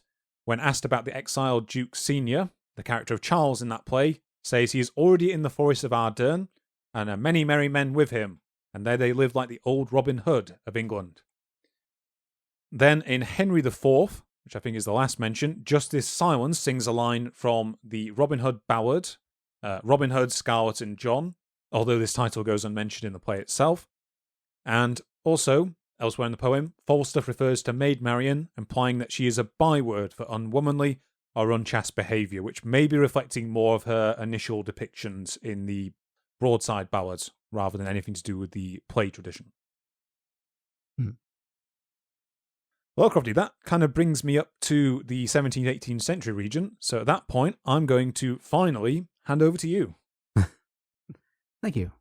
I will say, before I get into the main body of my notes, I do find it interesting that you make that comparison to King Arthur later on, where Robin sort of takes a back seat in the action, just because much of what makes Robin Hood who he is very much the fact that he is an anti-King Arthur. Like, he's not particularly skilled with a sword. Oftentimes when he recruits his followers, it's through losing a fight to them. Yeah. And he tends to recruit people based on them having skills that are different to his own, whereas Arthur's Knights of the Round Table were all basically the same skill set, with the exception of Merlin. So it's interesting that in these plays he does sort of follow a bit of the progression of how King Arthur turned out. He's a lot baser and more wily figure than Arthur, and it probably reflects the fact that his role, he probably appeared in popular culture rather than being written by the upper classes, whereas Arthur, started out, mostly being written by clerical authors and figures like that. So you can kind of see the slightly different trajectories, but there is a bit of a parallel in that, Robin becomes more courtly over time, whereas Arthur kind of becomes more ineffective over time, and the focus starts to push over to his knights to some extent. Yeah, it's just a interesting thing to note in how these two different, probably the two biggest legends in Britain progress that way. Mm-hmm. So yes. Anyway, the actual stuff that I planned to talk about. Yes. So, as you covered, Charles, by the late 16th, early 17th, and towards the 18th century, Robin Hood's name was well known throughout the country, but his character was, by this point, as varied as there were political views that you could put his name to. So you were talking about the Broadside Ballads towards the early 18th century. These were sort of being suppressed a bit and were very much an underground thing passed between individuals, and from what I understand, tended to be more popular amongst quite disenfranchised people. Yeah, that makes sense, given the themes. That's it, and given the way that Parliament was made up at the time, where there were a lot of cities which just had no representation, whereas you had boroughs that were literally bought, it makes sense that that's where the outlaw who would actually steal from the rich sort of became the most popular. And then, obviously, we have these plays which are often sponsored by wealthy patrons and generally paint him in a much more gentlemanly light. And we have occasional memories of the rural version of Robin Hood that celebrated aspects as a man of nature and had a very sort of localist view. Mm-hmm. And if these various personalities hadn't really been consolidated, he probably wouldn't have survived into the 21st century, I'd say. Yeah, I imagine you either would have been suppressed or become so boring that no one was interested. Yeah, basically. And so my section will basically cover the figures who, over time, consolidated these many different Robin Hoods into the figure that we know today and that has remained so popular. And so this began with the work of Thomas Percy, who was the Bishop of Dromore in Ireland. He found in the 1760s a collection of manuscripts which became known as the Percy Folio. He found these in the house of his friend Sir Humphrey Pitt in the village of Shifnal in Shropshire in Western England. The 1867 edition of the Folio describes the book that he found as written on scrubby, shabby paper with pages missing at the front and back and lying dirty under a bureau in the parlour being used by maids to light the fire. Oof. So yeah, it seems that... Sorry, go on. It could very easily have ended up in the fire, basically. Exactly, and in fact, some of the pages most likely did. It seems that Sir Humphrey didn't know what he had, and if Sir Humphrey had actually been aware of the fact that this contained many, there were 8 in the collection that Bishop Percy found, quite possibly more that were destroyed, and if Sir Humphrey had known what it contained, perhaps we would have a much better idea of who Robin Hood was in the medieval period. So it included 8 ballads or fragments of ballads remaining about Robin Hood, as well as a few others featuring King Arthur and other figures of the time. The style and the themes and the fact that many of the episodes that appeared in The Guest were featured in these ballads are generally thought to mean that they originated around the same time, possibly a bit later than Robin Hood and the Potter and Robin Hood and the Monk. And one of the ballads in this folio was thought to be the first known written edition of Robin Hood and Guy of Gisborne, because I believe originally it was known as an oral ballad, if I remember rightly, and from the play that took a similar plot but wasn't known to have actually been distributed in written form. Yeah. If I remember rightly. And also the manuscript contained a very badly damaged and fragmented version of a ballad named Robin Hood's Death, which again is thought to be the source behind the final chapter of The Guest. So the 1867 edition of the folio, which was the first version to actually be published, was compiled and edited by Professors John W. Hales and Frederick J. Furnivall of Cambridge University. During Percy's lifetime, he basically refused to let anyone see the folio. He published a book called Relics of Ancient English Poetry, which contained extracts, but he was very secretive about the folio itself, and so it wasn't really able to be viewed until the mid-19th century. This edition from 1867 contains a foreword by Professor Furnivall, in which he discusses what historians have been able to determine of the creation of the folio. There had been various dates proposed for its writing. One Sir F. Madden, who was supposedly a linguistic and handwriting expert, placed it after 1650, based on its handwriting analysis. 2 unnamed authorities at the Records Office placed it during the reign of King James I, so between 1603 and 1625. There were some later entries in the folio which described historical events in the 1640s, and Professor Furnivall himself said that he thought the folio was written within the reign of King Charles I, so between 1625 and 1649. The dialect of the copier is identified as Lancashire, and the text was thought to have been written quite hurriedly and by dictation. This is based on some misspellings and incorrect words, including replacing the word they with the, and replacing the word wrought, R-O-U-G-H-T, which was an older Lancashire dialect form of reached, with wrought as in wrought iron. Percy himself was said to have believed that the copier was Thomas Blount, who was a 17th century lexicographer known for his glossographia, a dictionary interpreting the hard words of English or whatsoever language now used in our refined English tongue, which was published in 1656. But unfortunately, this attribution has so far neither been proven or disproven. Mm-hmm. The folio contains what's thought to be the first print edition of Robin Hood and the Curtail Friar, in which it occurs in much the same way as the plays that you discussed. One notable ballad that was found within it was Robin Hood and Queen Catherine, which is an early source of the Archery Contest trope that's become so common in later works, where Robin comes to court in disguise and wins an archery contest by splitting the arrow of the other best archer in the land. The introduction to it by Hales and Furnival suggests the possibility that Queen Catherine in this was the Catherine who was married to Henry V, which would set the story between 1413 and 1422. They also make suggestion that it could have been written even later than that, and that she was one of the three Catherines who were married to Henry VIII. Yeah, there's been a lot of Queen Catherines in the past. Yeah. Later scholars suggest that she might be a fictional wife of Henry II, who was not married to a Catherine, but that might be more an effort by those scholars to sort of force the story into the Henry II, Richard I, and Prince John era, and sort of fit with the more modern idea. Yeah, trying to get it into that Norman kind of paradigm. Yeah. It's also suggested that it might just be a fictional, unnumbered King Henry, and he was given a generic name.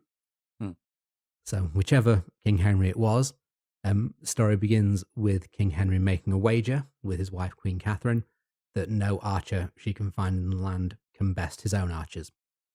So Catherine sends her servant to bring a message to Robin Hood, Little John, Will Scarlet, Friar Tuck, and Maid Marian to attend in London on St. George's Day in disguise under false names, and that they will be under her protection. As requested, Robin and his band come to London in disguise. The Queen tries to convince Sir Richard Lee, who was supposedly a descendant of Sir Gawain, and also the Bishop of Hereford, that her archers are superior to the King's, but neither of these people believe her.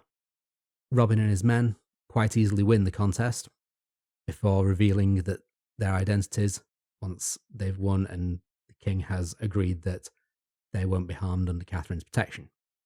The bishop, recognising Robin, recounts how Robin once forced him to give mass against his will, and how he borrowed money from him without ever returning it. However, King Henry actually defends Robin against this charge, and because of his skill at archery, King Henry invites Robin and his men to join the court. However, Robin and his men refuse, saying that he would not shoot for the king, even if he were offered all the gold in Christendom, but would always shoot on Queen Catherine's command, before at the end they all return to the forest. It also includes a story by the name of Robin Hood and the Butcher, which is essentially an altered retelling of Robin Hood and the Potter, just with a slightly different profession and a different pretense of luring the sheriff into the forest, in that when Robin is in the guise of a butcher, he offers to sell the sheriff a large herd of cattle with large horns, leads him into the forest to show him this cattle, and instead shows him a herd of deer, at which point he summons his men. They give the sheriff his dinner and relieve the sheriff of the £300 that Robin was promised for the herd, and send the sheriff back to Nottingham in disgrace. There are also two stories in which Robin rescues men from the gallows, one of which is the rescue of Will Stuteley, who is not to be confused with Will Scarlet. While Stuteley didn't really survive into the 20th century depictions, he was quite often shown as one of Robin Hood's higher lieutenants, and in later versions would be left in charge if both Robin Hood and Little John were away. In this version, Robin learns that Stuteley has been arrested after a fight with the sheriff's men, in which Stuteley killed two of them, and that he is to be hanged. On the road to Nottingham, Robin meets a pilgrim who informs him of the day and the location of the execution. Robin and his men join the crowds that are gathered for the hanging, forcing their way past the guards with the rest of the crowd. Little John then fights his way onto the gallows and cuts Stuteley's bonds and hands him a sword before together they all fight their way out. So it's one of the rare cases where Robin does actually just engage in a straight fight with no real subterfuge involved. In the other, Robin rescues 3 squires by the use of much more subtlety, in that he asks a beggar for his trade clothes with him, disguises himself in these rags, and offers to be the executioner for the sheriff.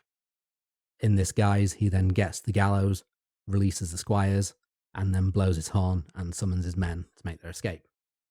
So, quite a simple story, but a good example of Robin using disguise rather than force. Yeah. So, when Percy published these versions in his Relics of Ancient English Poetry, he, inverted commas here, repaired them quite a bit and edited them fairly heavily, along with several other pieces from the folio, which include, as I say, poems from the Arthurian mythos. And he published this in 1765. And so it wasn't until the Hales and Furnival version where the actual unedited folio did become widely available. However, the Relics did spark a renewed interest in the bold outlaw version of Robin Hood, which was what led to the publication of the piece that then properly began to consolidate Robin Hood into the single defined figure that we know today. So, one of the main figures who was inspired by the works of Thomas Percy was another writer and antiquary called Joseph Ritzen. Ritzen was born in 1752 in Durham, and from the age of 22 he was working full-time as a conveyancer in London, so a lawyer specialising in property transfer. In his spare time, he studied history and medieval culture and wrote quite a large body of work while still working full-time in his law job. He had quite a big interest in the culture of the common classes and generally ignored any culture from the aristocracy or from the rich. He was very meticulous in his research, known to travel the entire country just to find otherwise forgotten primary sources in libraries and archives. So, simply put, he was the authority on medieval poetry and verse. So, as well as being quite a hard worker in his writing, he was, to put it very politely, a cantankerous old goat. I'm saying that because any other way would lose the clean tag. Yeah. He wrote several extremely nitpicky essays that would tear apart the works of almost all of his contemporaries. In many cases, his edits and comments were later judged to be correct and were adopted for later editions. Oh, right. So he was. It's one of these where people called him cantankerous, and it's like, oh, actually, they were angry because he was right. Yeah, basically. So yeah, because of this, pretty much nobody else in any literary or historical circles could stand him, by all accounts. He's the smartest guy in the room, and he knows it. Yes, that's it. He's basically that. The one exception, from what I could find, is Sir Walter Scott, who later wrote Ivanhoe, who described him as a man of acute observation, profound research, and great labour. And it was in this great labour and very scathing criticism that he first encountered the works of Percy. In the preface to the 1792 edition of Ancient Songs and Ballads, he launched quite a scathing attack on Percy and his habit of editing and repairing the old Robin Hood ballads and the other ballads that he adapted from the folio. And this was what led to his working on his own edition, the 1795 book, which I mentioned earlier, Robin Hood, a collection of all the ancient poems, songs and ballads now extant, relative to that celebrated English outlaw, to which are prefixed historical anecdotes of his life. And breath. Sorry, that is a mouthful. Yeah. It's one of the things about these old stories as well, is a lot of older authors loved run-on sentences, so we're like, just like, oh god, do I have the lung capacity to start this bit? Yeah, I really don't. Yeah, this book also is freely available on Gutenberg.org, which has been very useful for this podcast over the past year or so. Archive.org and Gutenberg have been, like, most of the stuff we talk about finds its way on there eventually. Yeah, we would not have got very far without those resources. So, in this book, Ritzen gathered all of the written sources that we've previously discussed. This included everything that Percy had published, ballads from the works of Thomas Evans's Old Ballads, Historical and Narrative. He included The Guest.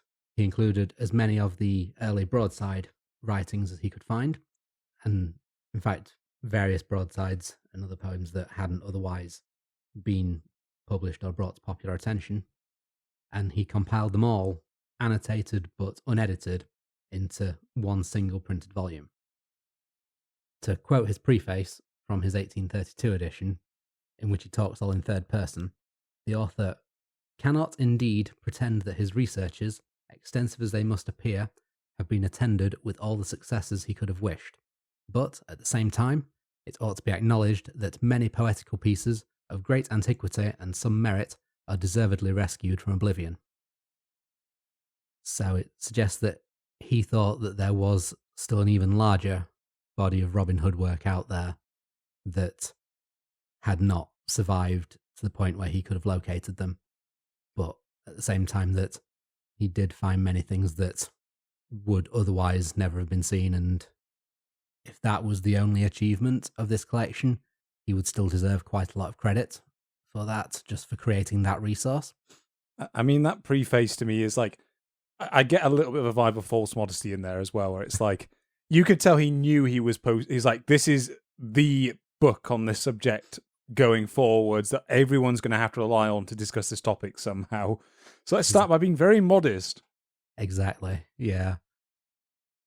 So the other major way that this book influenced Robin Hood was that in his introduction to this book, he assembled what he called the life story of Robin Hood, based on every material available to him, based on fragments from various writers that you've mentioned, based on bits of the plays that were thought to have originated from older stories.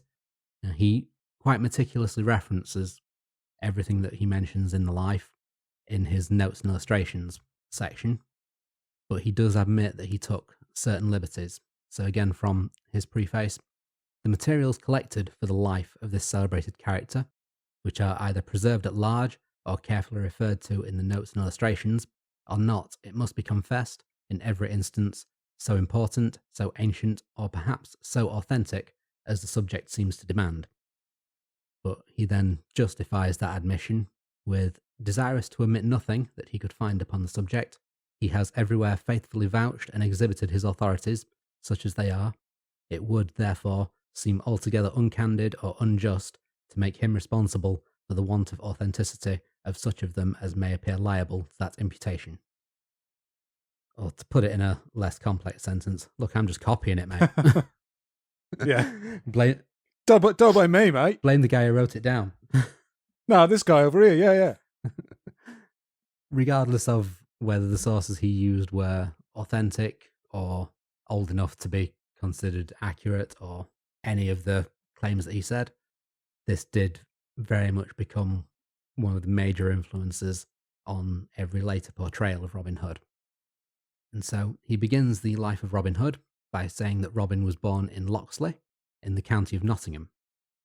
In his notes, he says that at the time he could find no settlement from the 12th century records of that name in Nottinghamshire or Yorkshire. From what I could find, in the 12th century, the only use of the name was Locksley Chase Forest. This forest, in what's now South Yorkshire, was used as hunting grounds by Norman lords following the conquest, and it extended from what was then the West Riding of Yorkshire south into Nottinghamshire, where it joined up with Sherwood Forest. And the first mention of the village of Locksley that I can find, which is near Sheffield and still exists today, is that it was founded in the 17th century. Oh, yeah, so it's a bit after the fact, yeah. Little bit, yeah. But to support this claim, he does cite a 16th century manuscript, which is now in the British Museum, but it's only listed as Sloane Manuscript 715, so I can't really say what else that manuscript contained, because it I don't actually have access to any of these manuscripts to look further into it, unfortunately. From this citation, he also states that Robin was born during the reign of King Henry II and gives the year at around 1160. He says that Robin was of noble birth, originally named Robin Fitzooth, which vulgar pronunciation easily corrupted into Robin Hood. He goes on to claim that later in life he was raised to the title of Earl of Huntingdon, and that the reason he became an outlaw was that, similar to what you said, in his youth, he is reported to have been of a wild and extravagant disposition, insomuch that, his inheritance being consumed or forfeited by excesses and his person outlawed for debt, he sought asylum in the woods and forest. And he claimed that Robin ranged from Sherwood, the Forest of Barnesdale in Yorkshire, and as far north as Plumpton Park in Cumberland. He either found or was joined by others of similar circumstances in the forest who obeyed him as their chief, and Ritzen names the most favoured followers as Little John Naylor, first time I think that John was given a surname other than John Little. He names George a Green, the Pinder of Wakefield, who appears in some of the ballads, Much the Miller's son, William Scadlock or Scaithlock, who later became known as Scarlet, a certain monk or friar named Tuck, the minstrel Alan a Dale, and a female of whom he was enamoured, whose real or adopted name was Marion. The rest of the band consisted of 100 archers who were most skillful in battle, able to defeat 4 times their number, and he would, in disguise, acquaint himself with anyone of unusual strength and hardiness, test them in a fight, before convincing them to live as part of his company, a practice of which numerous instances are recorded in the more common and popular songs, where indeed he seldom fails to receive a sound beating.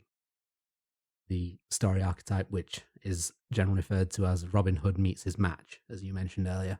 Yeah. Says the group hunted deer for meat, and anything they couldn't get in the forest they either took from wealthy travellers or traded with local villagers. And it's here that Ritzen imposes his political views on the character, in which he casts Robin as an independent sovereign of the forests, at war with the King of England, and describes all his subjects as the poor, the needy, the desolate, and oppressed, to whom he gives his protection. He gives a description of Robin's tactics, which are essentially guerrilla warfare, so ambushes, abandoning ground whenever outmatched, and generally making his enemies pay through hit-and-run attacks or through trickery. And he states that Robin could not justly be charged with manifest treason or rebellion, because as an outlaw deprived of protection, he owed no allegiance. So here he does say that he's interpreting some of the writings from John Major's history, in which he states that Robin took away the goods of rich men only, never killing any person unless he was attacked or resisted, that he would not suffer a woman to be maltreated, never took anything from the poor, but charitably fed them with the wealth he drew from the abbots. And so I think that's the first instance where something that encompasses stolen from the rich and given to the poor is properly written down. Yeah. Only a few hours into recording. Yeah, I think there are hints of it in John Major's account, but the problem, John Major's account wasn't really that well known during its day. So any idea of him stealing from the rich and giving to the poor would either have been then translated into the various stage plays that were inspired by that. But it's more likely that, from literary accounts, this is probably a more obvious genesis point. Yeah. He also compares Robin to William Wallace as a champion and deliverer of his country. So yes, there's definitely some of his own views being placed on it here. I think Major made that comparison as well. Ah, right. Yeah, that might explain it. Yeah, because Major was Scottish. So. I might have missed that citation by mistake. Yeah. Mm. So he tells of Robin's later life, saying then, after many years of maintaining this independent sovereignty over the forests, the king issued a proclamation offering a great reward from his treasury to any man who brought in Robin dead or alive. However, even in Robin's old age, no one was able to claim the bounty, and at the age of 87, suffering from sickness, Robin went to Kirklees Nunnery in Yorkshire to ask the prioress to treat him, only for the prioress to deliberately let him die of blood loss, which is, as you described from the guest, and described in the poem The Death of Robin Hood. The date of his death is here given as the 18th of November, 1247, 31st year of King Henry III, and that he was interred near Kirklees Priory, with an inscribed stone placed over his grave. Ritzen then concludes the life story once again praising Robin's virtues, praising his spirit of freedom and independence, his opposition to tyranny, his martial skills, and his generosity, and saying that his name has been rendered immortal despite the efforts of the church. He then goes so far as to say that while Robin was not officially canonized, he was effectively a saint. I don't think the church would be happy about that one. No. But all of this was what served to contribute to the modern image of Robin as the noble outlaw who fought oppression, fed and protected the poor, and stole money unjustly taken as taxes by the sheriff or by the king. He's not really clear in the life story of how the idea of raising him to the Earl of Huntingdon is reconciled with him then dying an outlaw and with a proclamation from the king that there is a price on his head. Like you said, the guest covers a variation of that. Yeah. But Ritzen doesn't really give any explanation outside of what he reprints from the guest. Some of the notable poems that he reprints include the first appearance of how Robin met Little John, in which the two meet when barring each other's way across a bridge. Robin challenges John to an archery contest, and John points out he only has a quarterstaff. So Robin fashions himself a staff, fights Little John, holds his own at first, but is knocked into the river. Robin takes this in quite good humour and offers John, there named as John Little, the chance to join his band. And they celebrate with a feast, and they decide to rebaptise John Little as Little John, with Will Stutely serving as the godfather in this mock baptism ceremony. I think that to me is one of the most included elements in like later film portrayals. Yeah. I can't think of many film portrayals that try to do like a historical style Robin Hood rather than like a more fantasy cartoonish thing like the Disney film. Most of them in that style tend to have some variant on that. Yeah, I think that was because I distinctly remember that scene in whatever book I read as a kid on Robin Hood as well. Yeah, it's in Robin Hood Prince of Thieves as well. Yeah. So, yeah. When I was looking up this, I could have sworn that it was specified as being at Stamford Bridge, but I couldn't find any reference to that.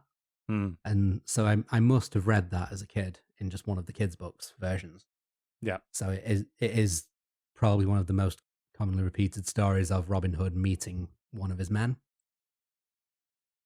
So as well as the meeting of John Little, Ritzen presents the first account of Alan a Dale joining the Outlaws, in which Robin encounters the minstrel Alan one day and learns that Alan should have been married the day before, except that his betrothed was taken from him to be forced into marriage with an old knight.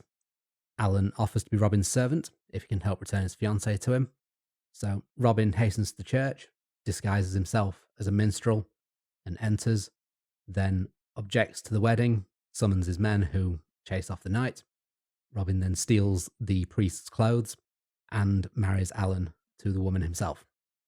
That version generally gets adapted later on as a way of bringing Friar Tuck into it by Robin not being able to marry or to perform the ceremony because he's not a priest, and so needing someone who will disobey the bishop. We also have, I think, the only ballad account that focuses entirely on Marion, in which she's described as more beautiful than Helen of Troy, but is also shown to be a skilled fighter. She loved Robin, the Earl of Huntingdon, and saddened by his exile, she disguises herself as a man, arms herself with a quiver and bow, a sword and a buckler, and goes searching for him. She encounters Robin, who is also in disguise. He challenges her, and she wounds him and forces him to surrender. When he asks her to join his band, she recognizes his voice, removes her disguise. They feasted to celebrate being reunited and lived together in the forest to the end of their days. Yeah, that's the story when I mentioned Maid Marian's expanded role in the death of Robin, Earl of Huntingdon. That's the story I was thinking of, where I said there's later versions that portray her as more of a warrior. Yeah. Ritzen also presents a version of where the king goes in disguise and befriends Robin Hood in the forest, in this case actually specifying that it is King Richard, and explaining that Robin considered Richard to be a good and rightful king and supported his rule. So when Richard goes into Sherwood Forest in disguise, as you mentioned, Charles, Robin accosts him, believing him to be an abbot, and calls him a knave that lives in pomp and pride. But upon being told that he is the king's messenger, Robin changes his tune and says, "God save the king and all that wish him well. He that does deny his sovereignty, I wish he were in hell." And then explains that he only harms those who live upon other men's due, and restates his hatred of the clergy. Together, they feast in the forest on venison, fowl, fish, ale and wine. Simple fare, but very plentiful, and the king describes it as the best feast he's ever had. And when Richard reveals himself and invites Robin to court, he grants Robin a peerage, not specified as the Earl of Huntingdon in this case, but one would assume that as that fits in with the rest of them. Yeah, it's interesting to see the actual, because like you've seen some of the accounts beforehand be like, oh yeah, he also won his peerage by his own hand. It's like, oh, here's the actual fleshing out of that. And the poem describes being granted a peerage as the end of Robin Hood. Oh, yeah, because he's no longer an outlaw. Yeah. Yeah. So in the way that Ritzen was very meticulous in preserving all of the works as they were written or as they were originally discovered, does slightly undermine the life story that he constructed. In that Robin did, some state that Robin stopped being an outlaw. Yeah. In this case, and lived as a lord, whereas the death, say, is quite different. Yeah. And so it's not until the 19th century that we get this single coherent narrative of Robin Hood. So in the 19th century, following the publication of Ritzen's collection, Robin Hood started to move from plays, poetry and ballads into novels. One of the earliest appearances in the novel of him was actually in Sir Walter Scott's Ivanhoe, where he appeared as the supporting character of Locksley, who was the Saxon leader of a band of woodland outlaws. The main character, Wilfred of Ivanhoe, who was a Saxon lordling who was disinherited for supporting Norman rule, then takes the role of the exiled noble, and so allows both personas associated with Robin Hood to actually exist side by side. Together, they aid King Richard, who is in the guise of the Black Knight, in retaking his throne after it was usurped by Prince John. And it's this novel that influenced the modern perception of King Richard as the just and rightful king who was usurped while waging war in the Holy Land. Yeah. And King John as the tyrant and the pretender. If you know anything about the historical King Richard, he was not great. There's a lot of people who like to think of King Richard as like this great national English king. He spent most of his time in France. He didn't speak much English, and he was absent from his domain for most of his life. So, and King John, from what I understand, was generally quite reasonable as early kings go. He was not the worst. He was a mediocre monarch. I mean, he kind of has like the problem of he had a lot of rebellions that forced him to make unprecedented concessions. He lost vast amounts of territory in France that Richard and his father Henry had kept hold of. So not great, but not a tyrant and dictator. Not quite as tyrannical as you might think. So yes, this much more idealized version of Richard, to put it lightly, and this fictionalized version of John is thought to have first originated in Ivanhoe, while Robin Hood wasn't a main character, but was what had quite a large influence on the more modern retellings of Robin Hood in that way. Another influential novel from around the same time was Maid Marian by Thomas Love Peacock, which mainly introduced the love triangle theme that we see quite commonly now in modern works, in which usually one of the king's supporters or one of the sheriff's supporters is also in love with Maid Marian. In this case, it was the king's enforcer, Sir Ralph de Montfaucon, who falls for Marian while on his mission to apprehend her and Robin.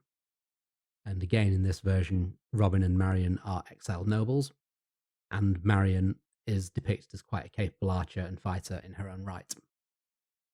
The other common theme that was emerging through the 19th century, and fortunately seemed to fade away in the 20th century versions, was the idea of Robin as a Saxon opposing unjust Norman rule. Academic circles tended to reject this interpretation.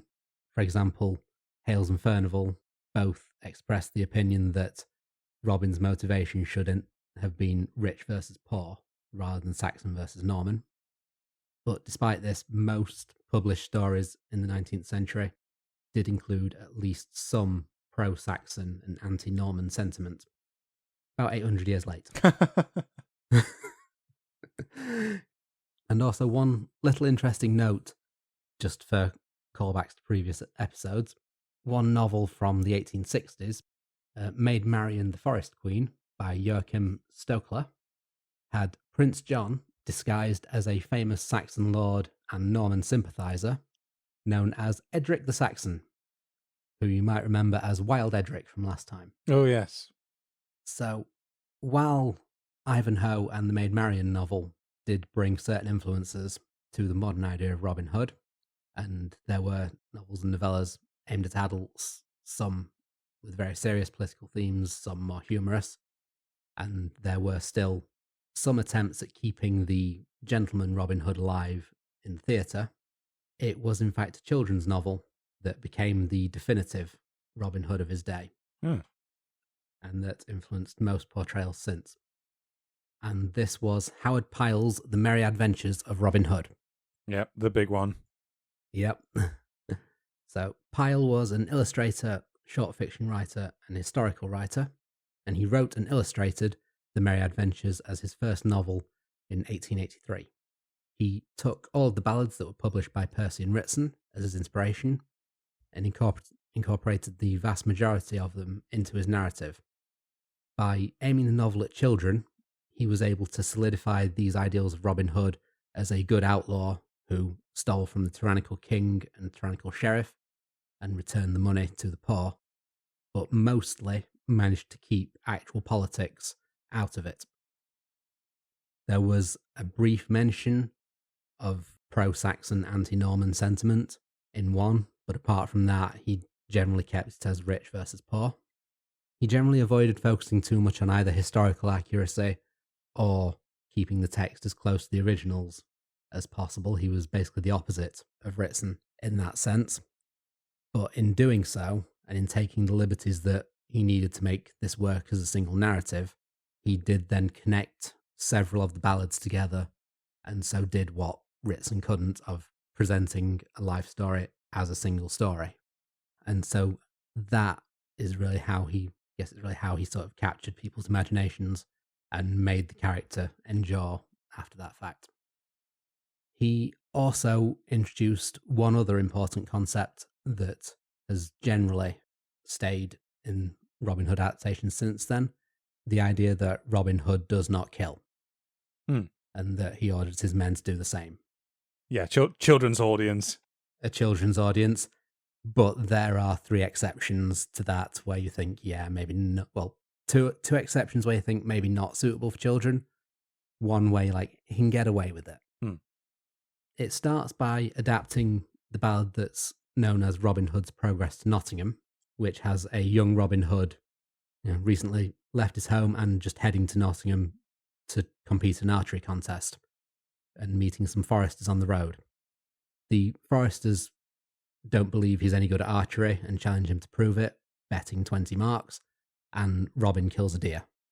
He then says, "You owe me £200, which is a lot more than 20 marks. So I think 1 mark is about a third of a pound. So he's either a bit of a liar or terrible at maths. In the original, Robin then killed a dozen or more foresters when they wouldn't honour the bet.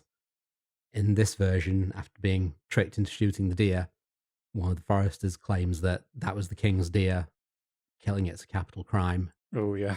And tries to shoot him. And so Robin fires back in self-defense and kills the man. Yeah, Robin shot first, everyone. Yeah, we revealed this great attempt to cover up the truth. Yes, this is the 1990s remastered version. Yeah, where Robin's head mysteriously slides to the right. Yeah. Oh dear. So anyway, it's this act that makes Robin an outlaw, and so immediately after that killing, he flees into the forest and knows he can never return to his life as a yeoman of Locksley. And so this is the first of the 3 times he kills in the book.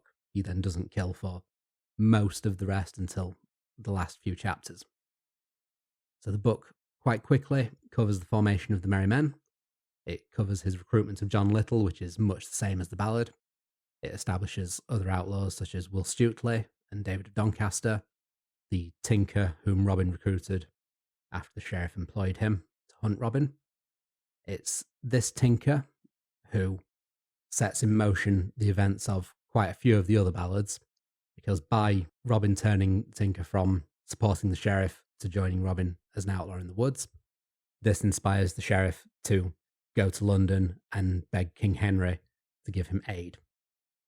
King Henry responds by describing Robin as a saucy, rebellious varlet, yet I am fain to own a right merry soul withal, and sends the sheriff back with no aid, saying that if he can't capture the outlaws with all of the force of arms that he brought for his trip to London, as he did bring entire companies of soldiers, then he's not really worth being a sheriff. This leads to the sheriff using the standard archery contest with a golden arrow as bait to lure Robin to Nottingham, which progresses basically the way that everybody knows the story. Robin, in disguise, wins the archery contest by cutting the feather off of the arrow that was already in the bullseye.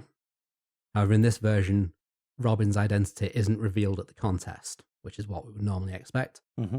Robin instead fires an arrow into the sheriff's dining table that night when the sheriff's eating, with a note saying that the sheriff gave the prize to Robin. For this, the sheriff then has his men scour the forests, Robin and his band, which is where Robin explicitly states that he will refuse to kill ever again. As he says he could easily match the sheriff force for force, but never wishes to slay a man again, and his band won't do the same. So instead, for a while they hide until Will Stutely attempts to spy on the sheriff's men, where he's captured and taken to be hanged, though doesn't kill any soldiers in this version. The pilgrim whom Robin asked about the hanging is the one who gives the speech, which has a bit of pro-Saxon, anti-Norman sentiment, calling Stutely a good Saxon yeoman who does not deserve to hang for smiting shrewdly at a cruel Norman. As in the ballad, the rescue is pulled off pretty much the same. The one difference is that John actually steals the sword right from the sheriff's hand to give to Will, rather than handing him his own sword. More just for dramatic effect than anything else, I think. And they escape without taking or causing any casualties. Following this, we get several episodes of Robin embarrassing the sheriff, such as the disguise as the butcher to lure the sheriff into the forest to sell the cows. Little John disguising himself to work as a servant in order to rob the sheriff. We're introduced to Robin's nephew, who is William Gamwell, son of a landed gentleman and exiled from his father's estate for killing his steward, who becomes known as Will Scarlet. It's Scarlet who then suggests that Robin seek out Friar Tuck when they need a priest who will marry Eleanor Dale and his betrothed, who is named Ellen in this version.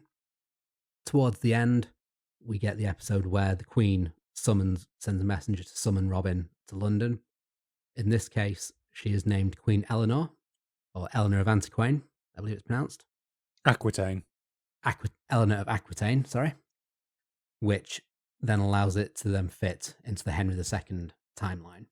And once again, once Robin's there, she wagers that her men can shoot better than any of the king's men, and requests that if she wins the wager, the men that she picks will be given a pardon. However, when she does win the wager, the king doesn't keep his word. He instead only gives Robin 3 days reprieve in London and safe passage back to Sherwood. But then he also gives Robin the warning, "Thou hast put thy head in the lion's mouth, and thou hast escaped it by a miracle. Try not again." So it's not the nicest of kings. Sometime after this episode, Robin encounters Guy of Gisborne, who is described pretty much the same as in the earlier ballad. This version has a separate story where John finds a widow whose sons are about to be hanged. Robin encounters Guy of Gisborne on the road while literally travelling looking for adventure. After Gisborne identifies himself as a killer and claims that he had killed a local man recently just for being impolite, the archery contest proceeds the same as you described, Charles. Yeah, in the ballad Robin Hood and Guy of Gisborne. Yep. And in the sword fight, Robin actually disarms Gisborne and has him at his mercy, and then runs him through Oh before wow. he can recover. So yes, a bit more brutal than the last killing. Yeah. Robin was quite enraged by the fact that Gisborne admitted to just casually murdering a local man. Yeah, that's very much the difference, because the original ballad, he was just like some guy looking for Robin Hood. So Exactly. And so Robin states that this is the first man he's killed since the forester in his youth, but this killing he is glad of, likening it to killing a wild boar that laid waste to a fair country. The rest of the chapter then pretty much proceeds as the ballad, with him donning Guy's clothes to go to Nottingham. The final chapter takes place a few months later, and is again pretty much a repeat of the ballad I discussed earlier on, in which King Richard travels to Nottingham and searches for Robin. The main difference is that Robin and his men actually travel to Nottingham in a part of the crowd that welcomes King Richard there. So that's when King Richard first sees Robin and learns of him as this famous outlaw. And after the feast in the forest that I described earlier on, when King Richard reveals himself, Robin pledges himself to Richard's service. And so the entire band are pardoned on the condition that they become royal rangers. Robin becomes chief of yeomen, with Alan as chief of his household, and Alan generally stays with him for the rest of his life. Robin is later named Earl of Huntingdon and follows Richard's fight in the Crusades. And so this is the end of the main body of the book. We then get an epilogue following King Richard's death, where Robin returns to Sherwood. He once again blows his horn upon returning to Sherwood, and by chance, John, Will Scarlett and Stuteley, Midge the miller, rather than the miller's son now, all hear it, and together they all return to their old life. Epilogue then has one final episode in which the king and the sheriff try to stop Robin. So the sheriff and a knight named Sir William Dale try to hunt Robin down over many years in the forest. However, being away at war has changed Robin, and this time Robin chooses to meet the sheriff's forces head on. Oh. And almost immediately he slays the sheriff with an arrow to the head. And after killing most of the knight's men, he also kills Sir William and puts the remainder of his force to flight. However, Robin is taken by a fever after being slightly wounded, and this is where he travels to the priory at Kirklees. Yeah, there we go. Which essentially proceeds as a fleshed out version of the death of Robin Hood. The prioress betrays him. It gives a bit more account of his last moments, in that he is locked in his sick room, bleeding out over the course of the day. With the last of his strength, he steps to the window and lets out 3 blasts of his horn. So upon hearing it, Little John breaks in and comforts Robin in his final moments. Robin begs John not to take revenge on the prioress because he shouldn't harm a woman, and then makes his last request to string his bow and hand him an arrow. Robin says he was to be buried where this arrow lands, firing it out of the window as his last breath leaves him. So John buries Robin on this spot, like we know from the ballad, and his men live out their lives in peace, as a more merciful sheriff succeeds the previous one. The book then ends on the epitaph of Robin Hood, which was given in ancient English, and I interpret as, "Here underneath this little stone lies Robert, Earl of Huntingdon. No archer ever so good as he. People called him Robin Hood, and such outlaws as he and his men will England never see again. Died 24th of December, 1247. And with that, we come to the end of the merry adventures of Robin Hood. Seems fitting to draw the episode to a close on it. Yes, so really from that account onwards, so, Pyle's book has never gone out of print. It's still around, and it's quite clearly the main influence going forward on things, as we say, like the early film adaptations of Robin Hood. And it kind of contributed to that image of merry England that many of those sorts of works are now set in. Didn't the book actually invent the stereotypical old English dialect? in attempting to like adapt the ballads so that they sounded authentically old but were still understandable to a modern audience. Yes, I think you're mostly talking about the dialect of the actual spoken parts rather than Pyle's writing. But yes, you're right about that. Yeah. Okay, so looks like we've finished our jaunt through merry old England, folks. I think it's pretty self-explanatory where the story goes from that point onwards. So not much really left for us to do other than to say thank you for listening. Thank you to our sponsor. And hopefully we'll be doing something again pretty soon. Crofty, do we want to give a bit of a hint as to what our next episode might be? Yes. I'll just say that we've hung around in Europe for about 4 episodes now. So we're going to head a bit further afield next time.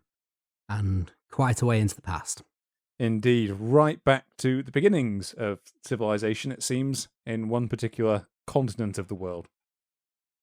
Right, folks, we'll say fare thee well. Aye, farewell. Actually, I'm trying to think, is there like a good thing that Robin Hood would say in that scenario? He hasn't got like a famous farewell or anything, like, or line, has he? Nah, not that I know of. Well, that's disappointing.